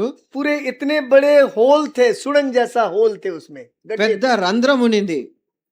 और भयंकर पर्स एंड ब्लड्स उसमें से आ रहे थे। దాని నుండి చీము రక్తం వస్తా ఉన్నింది. और उन्होंने क्या किया, इतना बड़ा एक कुछ स्प्रे उसमें मारे उन्होंने, उसके अंदर में। ఒక స్ప్రే ఉన్నింది ఆయన దగ్గర, ఆ యొక్క రంధ్రంలో ఆయన దాన్ని और కొట్టాడు. मारने के बाद उन्होंने एक इतना पतला सा एक ये जैसा फ्लैश जैसा पिन जैसा उसको अंदर डाले ఒక పిన్ లాంటిది దాంట్లో ఆయన పెట్టాడు, और उसको टांग के निकाले। దాన్ని లాగి బయటికి తీశాడు. इतने इतने वॉर्म्स उसमें से निकल रहे थे पैर में से, దాని నుండి ఎన్నో పురుగులు గుంపులు గుంపులుగా इतने బయటకు लंबे వస్తూ लंबे ఉన్నాయి. हैं वो। ఎంతో పొడుగు పొడుగ్గా और ఉన్నాయి. जब बाहर आ रहे हैं ऐसा स्मेल हो रहा ना, हमको उल्टी आ जा रहा। అది పురుగులు బయటికి తీస్తా ఉంటే వచ్చేటువంటి దుర్వాసన మేము భరించలేకపోయా, మాకే వాంతి వచ్చేటట్లుగా ఉంది. वो अपने हाथों से उसको ड्रेस करते थे। తన యొక్క చేతులతో వాటిని శుభ్రం नाक చేస్తున్నాడు. देखा कईयों का, కొంతమంది ముక్కును చూసాం, नहीं है, नाक नहीं है। వారికి ముక్కు లేదు. पूरे नाक में गड्ढे दिख रहे हैं, इतने उंगली घुस जाएंगे, इतने बड़े गड्ढे दिख रहे हैं। ముక్కులో ఇంత వేలు దూరేంతటువంటి రంధ్రము గుంట కనబడతా उसमें भी ఉంది. स्प्रे मारने से कीड़े सब बाहर आ रहे थे। ఆ యొక్క గుంటలో కూడా స్ప్రే కొడితే పురుగులు బయటకు వస్తా ఉన్నాయి. भयंकर अवस्था। భయంకరమైనటువంటి 11 స్థితి. बजे तक हम लोग थे 11 వరకు ఉన్నాం. और सिस्टर और ब्रदर दोनों उनका सेवा करके हम लोग को लेकर वापस आए। సోదరుడు సోదరి ఇద్దరు వారికి సేవ చేసి ముగించుకొని उस మమ్మల్ని दिन हम తీసుకొని लोग వెనక్కి जितने వచ్చారు. जन भाई लोग गए थे, हम लोग कोई ब्रेकफास्ट भी नहीं कर सके, लंच भी नहीं कर सके। ఎంతమంది సహోదరులు అయితే వెళ్ళారో చూడ్డానికి, వాళ్ళు ఉదయం బ్రేక్ఫాస్ట్ మధ్యాహ్నం భోజనం ఎవరు తినలేకపోయాం. It's such a stinky smell. You cannot explain what kind of smell that is. మనము వర్ణించలేనటువంటి దుర్వాసన అది. भयंकर स्मेल है। భయంకరమైనటువంటి దుర్వాసన. कई दिन तक वो स्मेल हमारे नाकों के सामने घूमता रहा, ऐसा लग रहा था। वो स्मेल खाली हमको याद आ रहा था। మాకు ఎట్లా అనిపిస్తా ఉన్నిందంటే కొన్ని దినాల వరకు ఆ యొక్క దుర్వాసన మా ముక్కుల్లో, మా నాసికారంధ్రాల్లో అది తిరుగుతూ ఉన్నట్లు మాకు అనిపించింది. ऐसे दास दासी जो ऐसे लोगों की सेवा करने वाले, उनको जला के मार दिया गया। అటువంటి విధానంలో సేవ చేసినటువంటి దేవుని సేవకురాలను వారు సజీవ దహనం वो जो చేశారు. 2 बच्चे फिलिप एंड तिमोथी, मैंने उनको गोद किया अपने हाथों से। ఫిలిప్, తిమోతి ఆ ఇద్దరు పిల్లల్ని ఎత్తుకున్నాను కూడా. They were like football వాళ్ళు ఒక ఫుట్బాల్ బంతిలాగా और ఉండేవారు. मतलब उनका फेयरनेस मैं नहीं बोल सकता हूँ कितना फेयर थे वो। వారు ఎంత తెల్లగా ఉండేవారో దాన్ని నేను వర్ణించలేను. एकदम लाल, पूरा टमाटर जैसा है ना, वैसे उनके गाल थे, इतने इतने क्यूट और इतने सुंदर देखने में। ఎంతో ఎర్రగా, చూడడానికి ఎంతో సౌందర్యంగా వాళ్ళు ఉండేవాళ్ళు. ऐसे दोनों बच्चों को भी जला दिया गया। అటువంటి ఇద్దరు చిన్న పిల్లలను కూడా వారు సజీవ దహనం చేశారు. और जब वो जिस दिन उनको जलाया गया, उसके पहले दिन की बात है, वो अपने मम्मी से बात कर रहे थे। వారిని సజీవ దహనం చేసిన మునుపటి దినము వారి యొక్క తల్లితో వారు మాట్లాడుతూ क्योंकि ఉన్నారు. उनका पिता जंगल कैंप में गए थे, వారి యొక్క ग्रामस्टेन। తండ్రి గ్రామ్ స్టెయిన్స్ గారు అడవిలో క్యాంప్ కొరకు वहाँ ఆయన వెళ్ళారు. एवरी जनवरी से लेकर मार्च तक जंगल कैंप होता है। వాళ్ళు జనవరి మాసం నుండి మార్చి మాసం వరకు అడవిలో క్యాంప్ వేస్తారు. जैसा हम लोग स्पेशल मीटिंग बोलते हैं ना, उसको जंगल कैंप उन लोग बोलते हैं। మనం ఎట్లయితే మనం ప్రత్యేక కూడికలు అంటాం కదా, అట్లా వాళ్ళు జంగల్ క్యాంప్ అని పెట్టుకుంటారు. और बहुत गांव के लोग वहां पर इकट्ठे होते हैं। ఎంతో మంది గ్రామాల నుండి చాలా మంది అక్కడ मैंने भी వస్తారు. कई जंगल कैंप में मैं वचन देने के लिए वहां गया। ఎన్నో పర్యాయాలు జంగల్ క్యాంప్ లో పరిచర్య నిమిత్తము నేను పిలువబడుతూ వచ్చాను. और उस दिन संडे के दिन सुबह वो अपने पापा को मिलने गए। వారు ఆదివారం దినమున వారి తండ్రిని కలవడానికి వెళ్ళారు. That was the last day of that camp. ఆ యొక్క క్యాంప్ యొక్క చివరి దినం అది. आखिरी दिन था उस सभा का। ఆ యొక్క కూడిక యొక్క చివరి దినం అది. उनके मम्मी मना कर रहे थे, बेटा नहीं, पापा तो आ जाएंगे, क्यों तुम लोग जाने मांगते हो। తల్లి చెప్పింది, పిల్లలారా ఎందుకు మీరు వెళ్ళాలా, రేపు దినం నాన్న వచ్చేస్తాడు కదా, ఉండండి అని नहीं, हम చెప్పింది. लोग जाएंगे। వాళ్ళన్నా లేదమ్మా మేము और వెళ్ళాలా. ये लोग गए వారు వెళ్ళారు. और संडे वर्शिप में उन लोग बैठे ఆదివారము ఆరాధనలో కూర్చున్నారు. और उन दोनों बच्चों को गीत गाने के लिए कहा गया। ఆ పిల్లలకు పాటలు పాడమని చెప్పబడినప్పుడు और उन लोगों ने तभी बड़े बड़े हो गए, तो उन लोगों ने गाना गाया, 2 भाई मिलके। ఇద్దరు అన్నదమ్ములు కలిసి ఏం పాట పాడారు తెలుసా? जाएंगे उत्तम एक देश में जरूर, रहेंगे प्रभु के साथ में जरूर। వెళ్ళేదం శ్రేష్ఠ దేశము, దేవునితో ఉండడమే శ్రేష్టమైన వాళ్ళు పాడుతూ వచ్చారు. उनको पता ही नहीं था వారికి తెలియదు वो गाना उनके जीवन का सच्चाई बन जाएगा। ఆ పాట వారి యొక్క జీవితంలో వాస్తవం అయిపోయింది. और उसी रात को అదే రాత్రి जब बहन में सो रहे थे तीनों, వారు జీప్ లో పడుకొని ఉండగా जीप में आग लगा दिया गया, జీప్ కు మంట అంటించేశారు. पूरी तरह से जल गए। పూర్తిగా అది భస్మం అయిపోయింది. जब उनका बरियल हो रहा था, ఎప్పుడైతే వారి యొక్క సమాధి చేయబడిందో बहुत हजारों का भीड़ था। వేల కొలది సంఖ్యలో ప్రజలు चीफ వచ్చారు. मिनिस्टर वहां पर बिजू पटनायक वो उस समय थे, वो आए थे। जेबी पटनायक, जानकी वल्लभ पटनायक, वो आए थे। ఆ కాలంలో ఒరిస్సా యొక్క ముఖ్యమంత్రి కూడా వచ్చాడు. उन्होंने ग्लैडी से पूछा గ్లాడిస్ సహోదరితో ఆయన అడిగాడు, कि हम इनके हथियारों का साथ क्या सुलूक करें। ఎవరైతే వీరిని చంపారో ఈ హంతకుల విషయం మేము ఏం చేయాలని మీరు కోరుతున్నారు? सिर्फ एक शब्द उसने बोली, ఆమె ఒకే ఒక మాట చెప్పింది, फॉरगिव देम। వారిని క్షమించండి.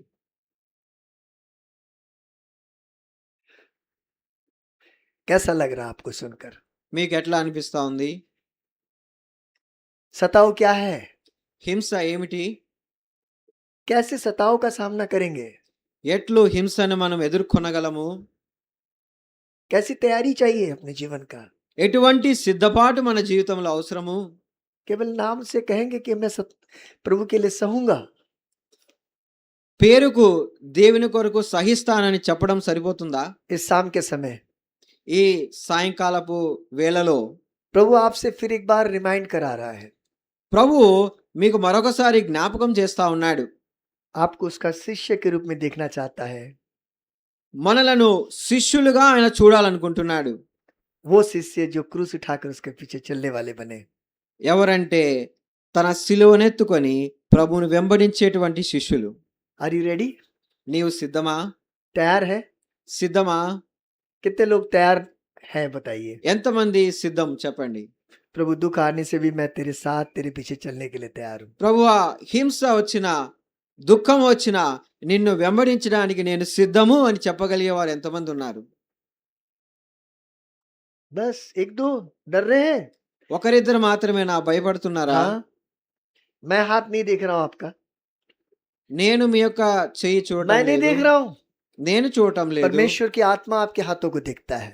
దేవుని ఆత్మ మీ యొక్క చేతులను, మన యొక్క చేతులను చూస్తూ ఉన్నాడు. भय तो आता है हमारे जीवन में, భయం అనేది మన జీవితంలో వస్తుంది. पर उस भय के ऊपर में भी परमेश्वर की आत्मा हम पर निवास कर रहा है. అయితే ఆ యొక్క భయము మీద దేవుని ఆత్మ యొక్క పైచేయి ఉంది. वो आत्मा जो परमेश्वर की आत्मा आप में से सारी भय की आत्मा को निकाल सकता है. ప్రభువు ఆత్మ మనలో ఉన్నటువంటి భయము కల్పించేటువంటి ఆత్మను పారద్రోలుతాడు. प्रार्थना करें प्रभु से, ప్రభువును వేడుకుందాం. प्रभु मैं चल नहीं पा रहा हूँ, ప్రభువా నేను సాగలేకపోతున్నాను. डर जाती हूँ, डर जाता हूँ, నేను భయముకు గురవుతున్నాను. घबराता हूँ. నేను తొందరపడతా ఉన్నాను. कौन आएगा, मुझे क्या कहेगा? ఎవరొస్తారు, నాకు ఏం చెప్తారో? सहना सीखना घर से आरंभ करिए.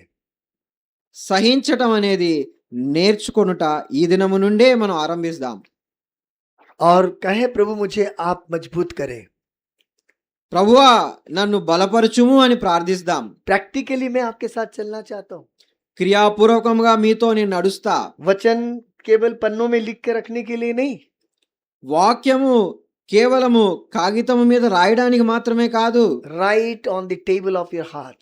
మన హృదయమును పలకల మీద రాసుకోవాలి. हमारे हृदय में लिखना है. మన హృదయమును పలక మీద प्रभु రాసుకోవాలి. जीवन के हर परिस्थिति में ప్రభువా నా యొక్క జీవితం యొక్క ప్రతి పరిస్థితిలో मैं तेरी महिमा को ला सकूं, ऐसे मुझे जीना सिखा. నీ మహిమ కొరకు నేను జీవించాలి. నీకు మహిమ తీసుకుని వచ్చే విధానంలో నేను జీవించాలి. दो उदाहरण हमने देखा, 2 ఉదాహరణలు చూసాం.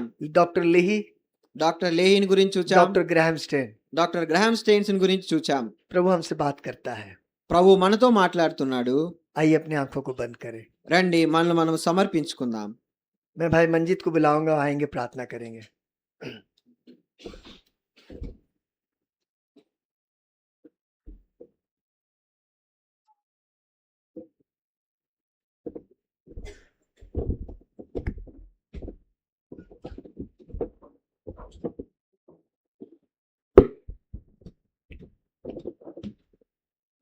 हमारे आंख बंद करते हुए जो वचन आपने सुना है, वो लोग यही बाइबल पढ़ के हम जैसा उद्धार पाए उसी रीति उद्धार पाके उसने अपना जीवन को प्रभु के महिमा के लिए जीकर चले गए. लाजर जी उठना उनके महिमे के लिए,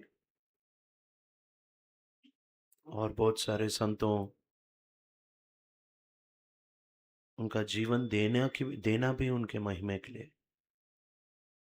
अगर हम जिए तो उनके महिमा के लिए, अगर हम मरे तो भी उनका महिमा के लिए.